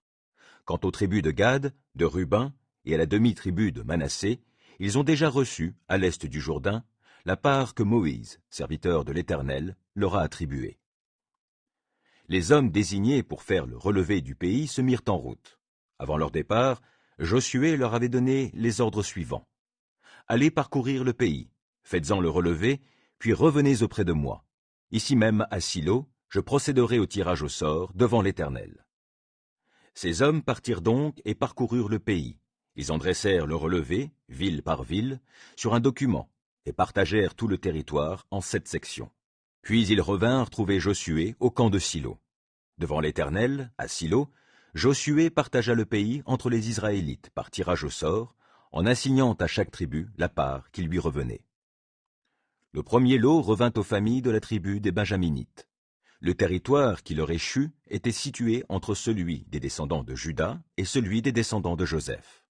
Leur frontière nord partait du Jourdain, montait au flanc de Jéricho au nord, puis traversait la région montagneuse à l'ouest, pour aboutir au désert de Beth-Aven. De là, elle gagnait Luz, appelée aujourd'hui Bethel, qu'elle contournait sur le flanc sud, puis elle descendait à Ataroth-Adar, par-dessus la montagne située au sud de Beth-Horon, la basse. Ensuite, depuis cette montagne, elle s'infléchissait du côté de l'ouest et tournait vers le sud pour aboutir à Kiriath-Baal, devenue Kiriath-Yearim, ville de la tribu de Juda. Voilà où passait la frontière du côté ouest. La frontière méridionale partait de Kiriath-Yearim, allait vers l'ouest en direction de la source des eaux de Nephtoa, d'où elle descendait au pied de la montagne qui domine la vallée de Ben-Hinnom, au nord de la vallée des Réphaïm. Elle descendait la vallée de Hinnom, sur le versant sud de la colline des Yébousiens, jusqu'à Ein Rogel. Alors elle tournait vers le nord pour aboutir à Ein Shemesh, puis vers Gelilot, en face de la montée d'Adoumim. De là, elle descendait vers la pierre dite de Bohan, du nom d'un des fils de Ruben. Elle passait par le versant nord de la montagne qui domine la vallée du Jourdain et descendait dans cette vallée. Elle continuait sur le flanc nord de Beth-Hogla et aboutissait à la pointe nord de la mer Morte vers l'embouchure du Jourdain. Voilà où passait leur frontière méridionale. Le Jourdain constituait la frontière du côté est.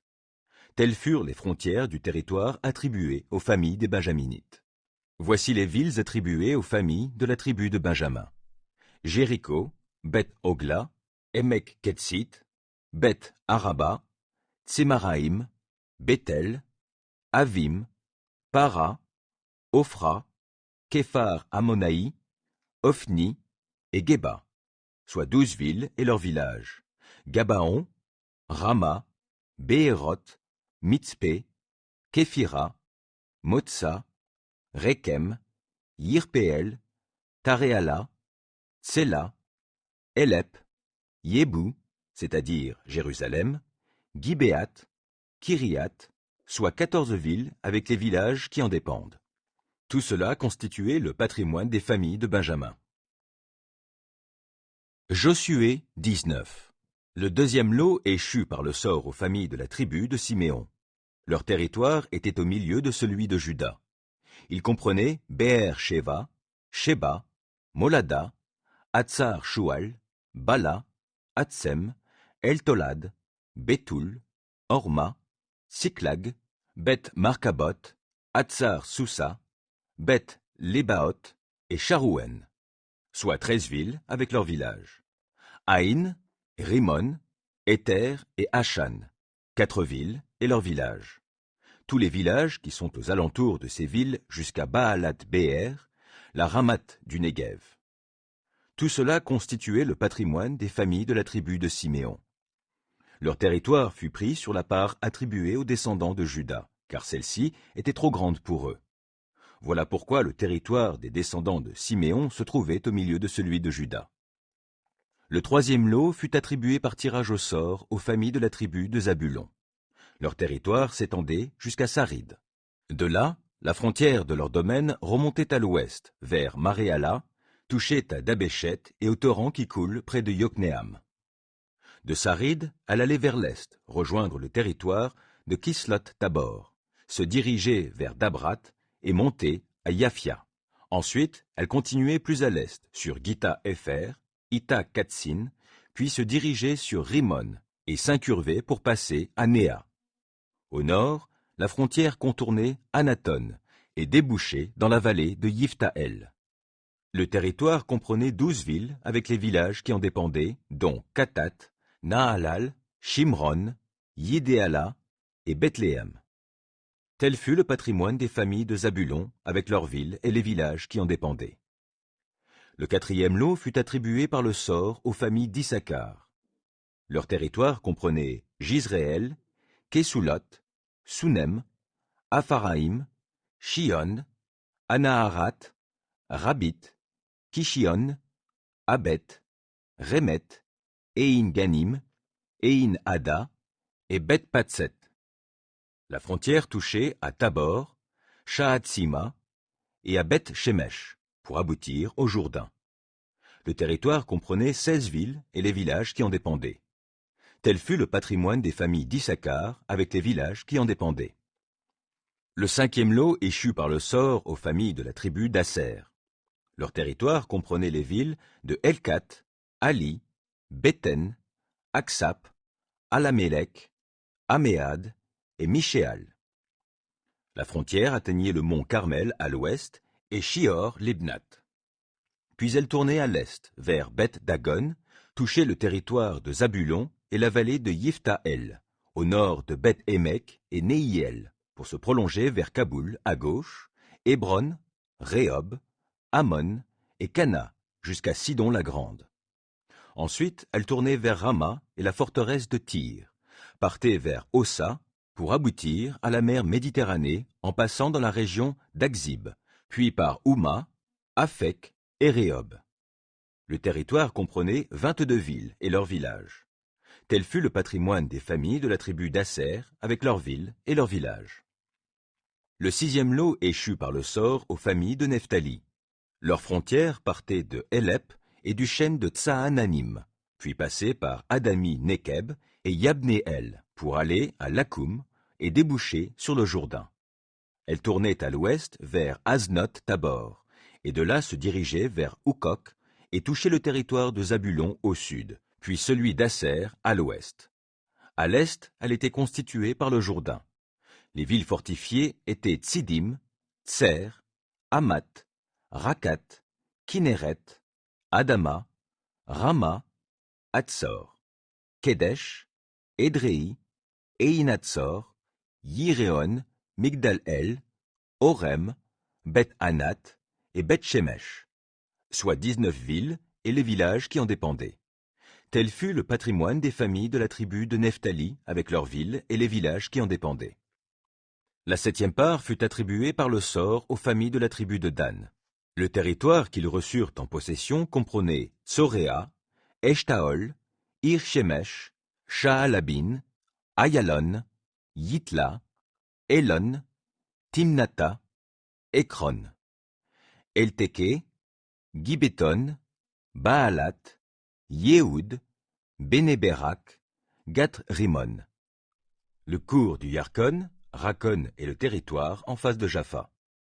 Mais le territoire des Danites leur échappa. Alors les Danites allèrent attaquer Leshem. Ils s'emparèrent de la ville et en tuèrent les habitants, puis ils en prirent possession et s'y installèrent. Ils donnèrent à Leshem le nom de Dan, du nom de leur ancêtre. Tel fut le patrimoine des familles de la tribu de Dan, avec leurs villes et les villages qui en dépendaient. Lorsque les Israélites eurent fini de partager le pays en patrimoine délimité, ils attribuèrent un patrimoine à Josué, fils de Nun, parmi les leurs. Sur l'ordre de l'Éternel, ils lui donnèrent la ville qu'il avait demandée, c'est-à-dire Timnath-Séra, dans la région montagneuse d'Éphraïm. Josué rebâtit la ville et s'y installa.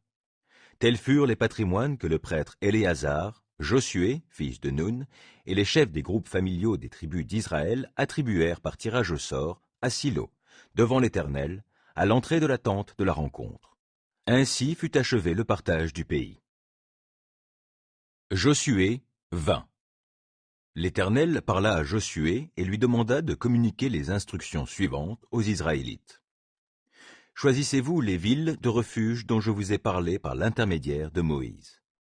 Celui qui aura tué quelqu'un involontairement, par inadvertance, pourra s'enfuir dans l'une de ces villes qui vous serviront ainsi de refuge contre l'homme chargé de punir le crime. L'homicide s'enfuira donc dans l'une de ces villes et s'arrêtera à l'entrée de la porte pour exposer son cas aux responsables de la ville. Ceux-ci l'admettront auprès d'eux dans la ville et lui attribueront un lieu, et il habitera là chez eux. Si l'homme chargé de punir le crime le poursuit, ils ne lui livreront pas le meurtrier, puisque c'est par inadvertance qu'il a tué la personne, sans avoir jamais éprouvé de haine pour elle. Il restera dans cette ville jusqu'à ce qu'il comparaisse devant l'assemblée pour être jugé, et jusqu'à la mort du grand prêtre, en fonction à cette époque-là. Après cela, il pourra retourner dans sa maison, dans sa ville d'origine, celle dont il s'était enfui. Les Israélites réservèrent à cet usage Kédesh en Galilée, dans la région montagneuse de Nephtali, Sichem dans les montagnes d'Éphraïm, Kiriath Arba, c'est-à-dire Hébron, dans les montagnes de Juda.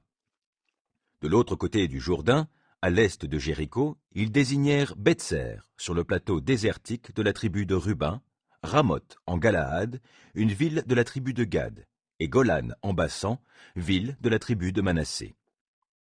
Ces villes furent désignées pour servir de refuge à tout Israélite et aux étrangers séjournant parmi eux. Quiconque aurait tué quelqu'un involontairement pourrait s'y enfuir pour ne pas être tué par l'homme chargé de punir le crime avant qu'il comparaisse devant l'assemblée. Josué 21. Les chefs de groupe familial des Lévites vinrent trouver le prêtre Éléazar, Josué, fils de Nun, et les chefs de groupe familial des autres tribus d'Israël à Silo, dans le pays de Canaan. Ils leur dirent: L'Éternel a ordonné par l'intermédiaire de Moïse de nous donner des villes pour que nous y habitions, avec leurs terres attenantes pour que nous y fassions paître notre bétail.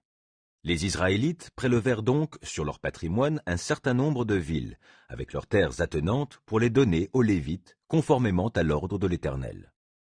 Le tirage au sort désigna en premier lieu les familles des Kéatites.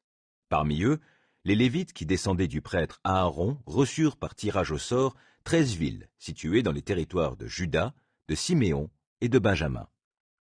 Les autres Kéatites obtinrent par tirage au sort 10 villes dans les territoires des familles de la tribu d'Éphraïm, de la tribu de Dan et de la demi-tribu de Manassé. Les Gershonites obtinrent par tirage au sort 13 villes dans les territoires des familles des tribus d'Issachar, d'Asser, de Nephtali et de la demi-tribu de Manassé, établies dans le Bassan. Les Mérarites reçurent pour leur famille 12 villes situées dans les territoires des tribus de Ruben, de Gad et de Zabulon. Les Israélites attribuèrent ces villes et leurs terres attenantes par le sort aux Lévites, comme l'Éternel l'avait ordonné par l'intermédiaire de Moïse. Ils attribuèrent les villes suivantes désignées par leur nom et situées dans le territoire des tribus de Juda et de Siméon, aux descendants d'Aaron appartenant aux familles des Kéatites, descendants de Lévi, auxquels fut attribué par le sort le premier lot. Kiriath Arba, c'est-à-dire la ville d'Arba, l'ancêtre d'Anak appelé Hébron. Cette ville est située dans la région montagneuse de Juda, et fut donnée avec ses terres attenantes, mais les champs et les villages qui dépendaient de la ville furent donnés à Caleb, fils de Yephunné. On donna aux descendants du prêtre Aaron les villes suivantes avec leurs terres attenantes. Hébron, la ville de refuge pour les meurtriers, Libna, Yatir, Eshtemoa, Olon, Débir, Aïn, Yuta et Beth-Shemesh, soit 9 villes avec leurs terres attenantes, situées dans les territoires des tribus de Juda et de Siméon. Dans le territoire de la tribu de Benjamin, ils reçurent avec leurs terres attenantes Gabaon, Géba, Anathoth, Almon, soit 4 villes. Au total, 13 villes et leurs terres attenantes pour les descendants du prêtre Aaron. Les autres Lévites, appartenant aux familles des Kéatites, obtinrent par tirage au sort des villes dans le territoire de la tribu d'Éphraïm, avec leurs terres attenantes. Sichem, la ville de refuge, dans la région montagneuse d'Éphraïm, Gézer, Kiptsaïm, Beth-Horon, soit 4 villes. Dans le territoire de la tribu de Dan, ils eurent, avec leurs terres attenantes, Eltéké, Gibéton, Ayalon, Gath-Rimon, soit 4 villes. Dans le territoire de la demi-tribu de Manassé, ils reçurent, avec leurs terres attenantes, Tahanak, Gath-Rimon, soit 2 villes. Les autres familles des descendants de Kéhath reçurent donc en tout 10 villes avec leurs terres attenantes. Les familles de Lévites issues de Gershon reçurent, dans le territoire de la demi-tribu de Manassé, les villes suivantes avec leurs terres attenantes. Golan, la ville de refuge, dans le Bassan, et Béeshtra, soit 2 villes. Dans le territoire de la tribu d'Issachar, ils reçurent avec leurs terres attenantes Kishion, Dobrat, Yarmout, et In-Ganim, soit 4 villes. Dans le territoire de la tribu d'Asser, avec les terres attenantes Mishéal, Abdon, Elkat, Rehob, soit 4 villes. Et dans le territoire de la tribu de Nephtali, Kedesh, en Galilée, la ville de refuge, Hamoth d'Or et les terres attenantes, Kartan et les terres attenantes, soit 3 villes. Les familles gershonites reçurent donc en tout 13 villes avec leurs terres attenantes. Les familles des descendants de Merari reçurent, dans le territoire de la tribu de Zabulon, les villes suivantes avec leurs terres attenantes. Yokneam, Karta, Dimna, Nahalal, soit 4 villes. En Transjordanie, dans le territoire de la tribu de Ruben, ils reçurent avec leurs terres attenantes Betser, la ville de refuge, Yahat, Kedemoth, Mephaat, soit 4 villes. Et dans le territoire de la tribu de Gad, avec leurs terres attenantes Ramoth, en Galaad, la ville de refuge, Mahanaïm, Eshbon, Yaézer, soit 4 villes. Les descendants de Merari reçurent donc en tout, par tirage au sort, pour leurs familles, appartenant aux familles des Lévites, 12 villes. Au total, les Lévites reçurent 48 villes, avec les terres attenantes dans les territoires des autres Israélites. Chacune de ces villes comprenait des terres attenantes servant de pâturage. L'Éternel donna aux Israélites tout le pays qu'il avait promis par serment à leurs ancêtres. Ils en prirent possession et s'y établirent. L'Éternel leur accorda de vivre sans être inquiétés par aucun ennemi autour d'eux, comme il l'avait promis par serment à leurs ancêtres. Il leur donna la victoire sur tous leurs ennemis. Aucun d'eux ne put leur résister. Ainsi, toutes les promesses de bienfaits que l'Éternel avait données au peuple d'Israël s'accomplirent. Aucune d'elles ne resta sans effet. Josué 22. Alors Josué réunit les hommes de Ruben, de Gad et de la demi-tribu de Manassé et leur dit : Vous avez fait tout ce que Moïse, serviteur de l'Éternel, vous a ordonné, et vous avez obéi à tout ce que je vous ai commandé. Durant toutes ces années, jusqu'à ce jour, vous n'avez pas abandonné vos compatriotes, et vous avez obéi fidèlement à l'ordre que l'Éternel vous avait donné. Maintenant, l'Éternel, votre Dieu, a accordé à vos compatriotes une existence paisible dans le pays, comme il le leur avait promis. Vous pouvez donc maintenant partir et rentrer dans le pays qui vous appartient et que Moïse, serviteur de l'Éternel, vous a donné en propriété de l'autre côté du Jourdain. Seulement, veillez bien à appliquer le commandement et la loi que Moïse, serviteur de l'Éternel, vous a transmis. Aimez l'Éternel, votre Dieu. Suivez tous les chemins qu'il a prescrits pour vous, obéissez à ses commandements, attachez-vous à lui, et servez-le de tout votre cœur et de tout votre être. Puis Josué les bénit et les renvoya, et ils rentrèrent chez eux. Moïse avait donné un territoire dans le Bassan à la moitié de la tribu de Manassé. L'autre moitié fut installée par Josué, à l'ouest du Jourdain, avec leurs compatriotes israélites. Lorsque Josué les renvoya chez eux, il leur donna sa bénédiction et ajouta : Vous vous en retournez chez vous avec de grandes richesses, avec des troupeaux très nombreux, avec une quantité considérable d'argent, d'or, de bronze et de fer, ainsi que des vêtements en abondance. Vous partagerez ce butin pris sur vos ennemis avec vos compatriotes.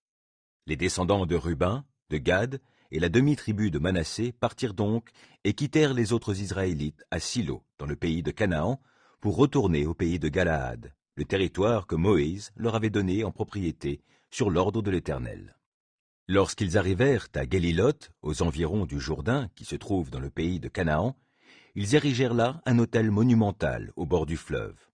La nouvelle en parvint aux autres Israélites, car on racontait : Voilà que les hommes de Ruben, de Gad et de la demi-tribu de Manassé ont construit un autel face au pays de Canaan, près de Guéliloth, sur les bords du Jourdain, du côté des Israélites. Dès que les Israélites l'apprirent, ils se rassemblèrent tous à Silo, pour aller attaquer les hommes des tribus transjordaniennes.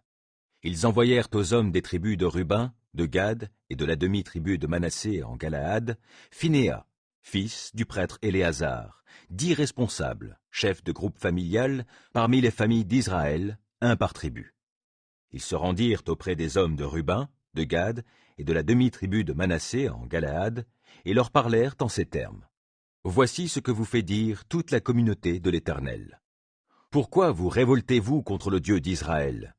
Pourquoi vous détournez-vous maintenant de l'Éternel? Car, en construisant un autel pour vous-même, vous vous révoltez contre lui. Nous avons déjà commis une faute grave à Péor, et nous n'en sommes pas encore purifiés à ce jour, malgré le fléau qui nous a tous frappés. Cela ne suffit-il pas? Faut-il donc maintenant que vous vous détourniez de l'Éternel? Si, aujourd'hui, vous vous révoltez contre lui, demain, il s'irritera contre toute l'assemblée d'Israël. Si le pays qui vous a été donné en propriété vous paraît impur, venez donc dans le territoire qui appartient à l'Éternel, et où il a établi sa demeure, et installez-vous au milieu de nous. Mais ne vous révoltez pas contre l'Éternel, et ne vous opposez pas à nous en vous construisant un autel rival de celui de l'Éternel notre Dieu. Lorsque Akan, fils de Zéra, a commis une faute grave en dérobant un objet voué à l'Éternel, tout le peuple d'Israël a subi le contre-coup de la colère divine. Il n'a pas été le seul à périr à cause de sa faute. Les hommes de Ruben, de Gad et de la demi-tribu de Manassé répondirent aux responsables d'Israël. Le Dieu suprême, l'Éternel, oui, le Dieu suprême, l'Éternel sait ce qu'il en est. Qu'Israël aussi le sache. Si c'est pour nous révolter et être infidèles à l'Éternel que nous avons construit cet autel, alors qu'il ne nous épargne pas. Si c'est pour nous détourner de l'Éternel que nous l'avons érigé, pour y offrir des holocaustes et des offrandes ou des sacrifices de communion, que l'Éternel lui-même nous en demande compte. Mais ce n'est pas le cas. Nous l'avons fait parce que nous avions peur qu'un jour vos descendants ne disent aux nôtres. Qu'avez-vous à faire avec l'Éternel, le Dieu d'Israël? N'a-t-il pas lui-même placé le Jourdain comme frontière entre nous et vous, descendants de Ruben et de Gad? Vous n'avez donc rien à faire avec lui. Ainsi vos descendants pourraient empêcher les nôtres de craindre l'Éternel. C'est alors que nous avons pensé à construire cet autel, non pour y offrir des holocaustes et des sacrifices, mais pour servir de témoin entre nous et vous, et pour les générations qui nous succéderont, attestant que nous aussi nous rendons notre culte à l'Éternel devant lui par nos holocaustes, nos sacrifices de communion et nos autres sacrifices. Nous voulions éviter qu'un jour vos descendants ne disent aux nôtres. Vous n'avez rien à faire avec l'Éternel. Nous nous sommes dit, s'ils venaient un jour à parler ainsi, à nous ou à nos descendants, nous pourrons leur répondre. Regardez l'autel que nos ancêtres ont construit et qui est une réplique de l'autel de l'Éternel. Ils l'ont fait non pour y offrir des holocaustes et des sacrifices, mais pour servir de témoin entre nous et vous. Ainsi, nous n'avons jamais eu l'idée de nous révolter contre l'Éternel et d'abandonner son culte en érigeant un autel servant à offrir des holocaustes, des offrandes et autres sacrifices, un autel rival de l'autel de l'Éternel notre Dieu qui est dressé devant son tabernacle. Lorsque le prêtre Phinehas, les responsables et les chefs des familles d'Israël eurent entendu les explications des hommes de Ruben, de Gad et de Manassé, ils furent satisfaits. Phinehas, le fils du prêtre Éléazar, leur dit « Aujourd'hui, nous reconnaissons que l'Éternel est au milieu de nous, puisque vous ne vous êtes pas révoltés contre lui. Vous avez préservé les Israélites d'une intervention de l'Éternel. » Après cela, Phinehas, le fils du prêtre Éléazar, et les responsables de tous les hommes de Ruben et de Gad revinrent de Galaad, en terre de Canaan, auprès des autres Israélites, et leur rendirent compte de ce qui s'était passé. Les Israélites furent satisfaits et ils bénirent Dieu. Plus personne ne parla de partir en guerre contre les descendants de Ruben et de Gad pour dévaster leur pays. Ceux-ci appelèrent l'autel qu'ils avaient construit « Aide, témoin », en disant « Il est témoin entre nous que l'Éternel seul est Dieu. » Josué 23. Une longue période s'écoula après que l'Éternel eut accordé aux Israélites de vivre sans être inquiétés par aucun ennemi autour d'eux. Et Josué était devenu très vieux. Il convoqua tout Israël, ses responsables, ses chefs, ses juges et ses officiers, et leur dit « Je suis devenu très vieux. Vous avez constaté vous-même comment l'Éternel, votre Dieu, a traité tous ces peuples devant vous. Il a lui-même combattu pour vous. Voyez, j'ai attribué en possession à vos tribus le territoire de ces peuples, qui subsistent encore, de même que celui des peuples que j'ai exterminés, entre le Jourdain et la mer Méditerranée à l'ouest. L'Éternel, votre Dieu, les dépossédera lui-même en votre faveur. Il les fera fuir au fur et à mesure de votre avance, et vous posséderez leur pays, comme il vous l'a promis. Appliquez-vous donc de toutes vos forces à obéir et à faire tout ce qui est écrit dans le livre de la loi de Moïse, sans vous en écarter ni d'un côté ni de l'autre. Ne vous mêlez pas à ces populations qui subsistent parmi vous. N'ayez aucune pensée pour leurs dieux, ne prêtez pas serment par leur nom, ne leur rendez pas de culte et ne vous prosternez pas devant eux pour les adorer. Attachez-vous uniquement à l'Éternel, votre Dieu, comme vous l'avez fait jusqu'à présent. Alors l'Éternel dépossédera en votre faveur des peuples nombreux et puissants. Or, jusqu'à ce jour, personne n'a pu vous résister. Un seul d'entre vous en mettait 1000 en fuite, car l'Éternel, votre Dieu, combattait pour vous, comme il vous l'avait promis. Veillez donc sur vous-même pour aimer l'Éternel, votre Dieu. Car si vous vous détournez de lui, et si vous vous associez au reste de ces peuples qui subsistent parmi vous, si vous vous alliez à eux par des mariages, et si vous avez des relations avec eux, sachez bien que l'Éternel, votre Dieu, ne continuera pas à déposséder ces peuples en votre faveur. Alors ils deviendront pour vous des pièges et des filets, ils seront des fouets à vos côtés et des épines dans vos yeux. Et vous finirez par disparaître de ce bon pays que l'Éternel, votre Dieu, vous a donné. Voilà que je m'en vais par le chemin que prend tout être humain. Reconnaissez de tout votre cœur et de tout votre être qu'aucune des promesses de bienfaits que l'Éternel votre Dieu vous a faites n'est restée sans effet.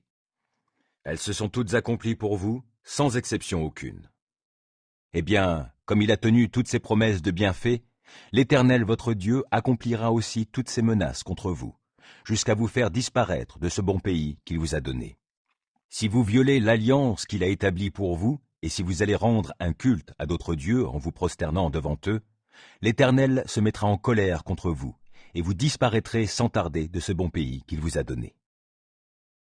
Josué 24. Josué rassembla toutes les tribus d'Israël à Sichem. Il convoqua les responsables, les chefs, les juges et les officiers d'Israël, et ils se placèrent devant Dieu. Alors Josué dit à tout le peuple, « Voici ce que déclare l'Éternel, le Dieu d'Israël. Il y a bien longtemps, vos ancêtres, en particulier Téra, le père d'Abraham et de Nahor, ont habité de l'autre côté de l'Euphrate, et ils rendaient un culte à d'autres dieux. J'ai fait venir votre ancêtre Abraham d'au-delà de l'Euphrate. Je lui ai fait parcourir tout le pays de Canaan, et j'ai multiplié ses descendants. Je lui ai donné pour fils Isaac, auquel j'ai donné Jacob et Ésaü. À ce dernier, j'ai attribué en propriété la région montagneuse de Séhir. Et Jacob et ses fils se sont rendus en Égypte. Plus tard, j'ai envoyé Moïse et Aaron. J'ai infligé à l'Égypte divers fléaux par tout ce que j'ai fait au milieu d'elle. Après quoi, je vous en ai fait sortir. Après que j'ai fait sortir vos ancêtres d'Égypte, ils sont arrivés à la mer des roseaux. Mais les Égyptiens les ont poursuivis jusque-là avec des chars et des cavaliers. Alors ils m'ont imploré, et j'ai interposé un écran de ténèbres entre votre peuple et les Égyptiens. Puis l'eau est revenue sur ces derniers et les a submergés. Vous avez vu de vos yeux ce que j'ai fait aux Égyptiens. Après cela, vous êtes restés pendant très longtemps dans le désert. Ensuite, je vous ai fait pénétrer dans le pays des Amoréens établi à l'est du Jourdain. Ils vous ont combattu, mais je vous ai donné la victoire sur eux, et vous avez pris possession de leur pays, car je les ai détruits devant vous. Le roi de Moab, Balak, fils de Tsippor, a également entrepris de faire la guerre à votre peuple. Il a appelé Balaam, fils de Béor, pour qu'il vienne vous maudire. Mais j'ai refusé d'écouter Balaam, qui a dû, au contraire, vous bénir, et je vous ai délivré de lui. Vous avez traversé le Jourdain, et vous êtes arrivés à Jéricho. Les habitants de cette ville ont combattu contre vous, et je vous ai donné la victoire sur eux, de même que sur les Amoréens, les Phéréziens, les Cananéens, les Hittites, les Girgasiens, les Héviens et les Yébousiens. J'ai envoyé devant vous les frelons qui les ont chassés devant vous, comme je l'avais fait pour les 2 rois des Amoréens. Ainsi ce ne sont ni vos épées ni vos arcs qui vous ont donné la victoire. Je vous ai donné un pays que vous n'aviez pas cultivé, des villes que vous n'aviez pas bâties, et où vous êtes installés, des vignobles et des oliviers que vous n'aviez pas plantés, mais dont vous mangez les fruits. Maintenant donc, dit Josué, craignez l'Éternel, et servez-le de façon irréprochable et avec fidélité. Rejetez les dieux auxquels vos ancêtres rendaient un culte de l'autre côté de l'Euphrate et en Égypte, et rendez un culte à l'Éternel seulement. S'il vous déplaît de servir l'Éternel, alors choisissez aujourd'hui à quel Dieu vous voulez rendre un culte. Ceux que vos ancêtres adoraient de l'autre côté de l'Euphrate, ou ceux des Amoréens dont vous habitez le pays. Quant à moi et à ma famille, nous adorerons l'Éternel. Le peuple répondit, loin de nous la pensée d'abandonner l'Éternel pour adorer d'autres dieux. Car c'est l'Éternel notre Dieu qui nous a fait sortir, nous et nos ancêtres d'Égypte, le pays où nous étions esclaves. Il a accompli sous nos yeux des signes extraordinaires. Il nous a protégés tout au long du chemin que nous avons parcouru et parmi tous les peuples dont nous avons traversé le territoire. C'est l'Éternel qui a chassé devant nous tous ces peuples, et en particulier les Amoréens qui habitaient la contrée. Oui, nous aussi, nous voulons adorer l'Éternel, car il est notre Dieu. Alors Josué dit au peuple, vous ne serez pas capables de servir l'Éternel, car c'est un Dieu saint, un Dieu qui ne tolère aucun rival. Il ne tolérera ni vos révoltes, ni vos péchés. Si vous l'abandonnez pour adorer des dieux étrangers, il se retournera contre vous pour vous faire du mal. Après vous avoir fait tant de bien, il vous consumera. Non, répondit le peuple, c'est bien l'Éternel que nous voulons adorer. Josué reprit, vous êtes vous-même témoins contre vous que vous avez vous-même choisi l'Éternel pour l'adorer. Ils répondirent, nous en sommes témoins. Dans ce cas, dit Josué, débarrassez-vous des dieux étrangers qui se trouvent encore au milieu de vous, et tournez-vous de tout votre cœur vers l'Éternel, le Dieu d'Israël. Le peuple répondit, nous adorerons l'Éternel notre Dieu, et nous lui obéirons.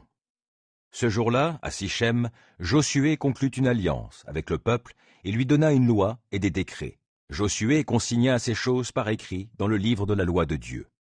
Puis il prit une grande pierre et la dressa là, sous le chêne qui se trouvait dans l'enceinte du sanctuaire de l'Éternel, et il dit à tout le peuple, « Cette pierre servira de témoin entre nous, car elle a entendu toutes les paroles que l'Éternel nous a adressées.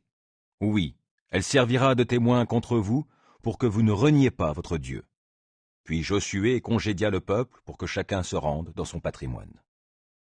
Après ces événements, Josué, fils de Nun, serviteur de l'Éternel, mourut à l'âge de 110 ans. On l'enterra dans le domaine qu'il avait reçu pour propriété, à Timnath-Séra, dans la région montagneuse d'Éphraïm, au nord du mont Gaash.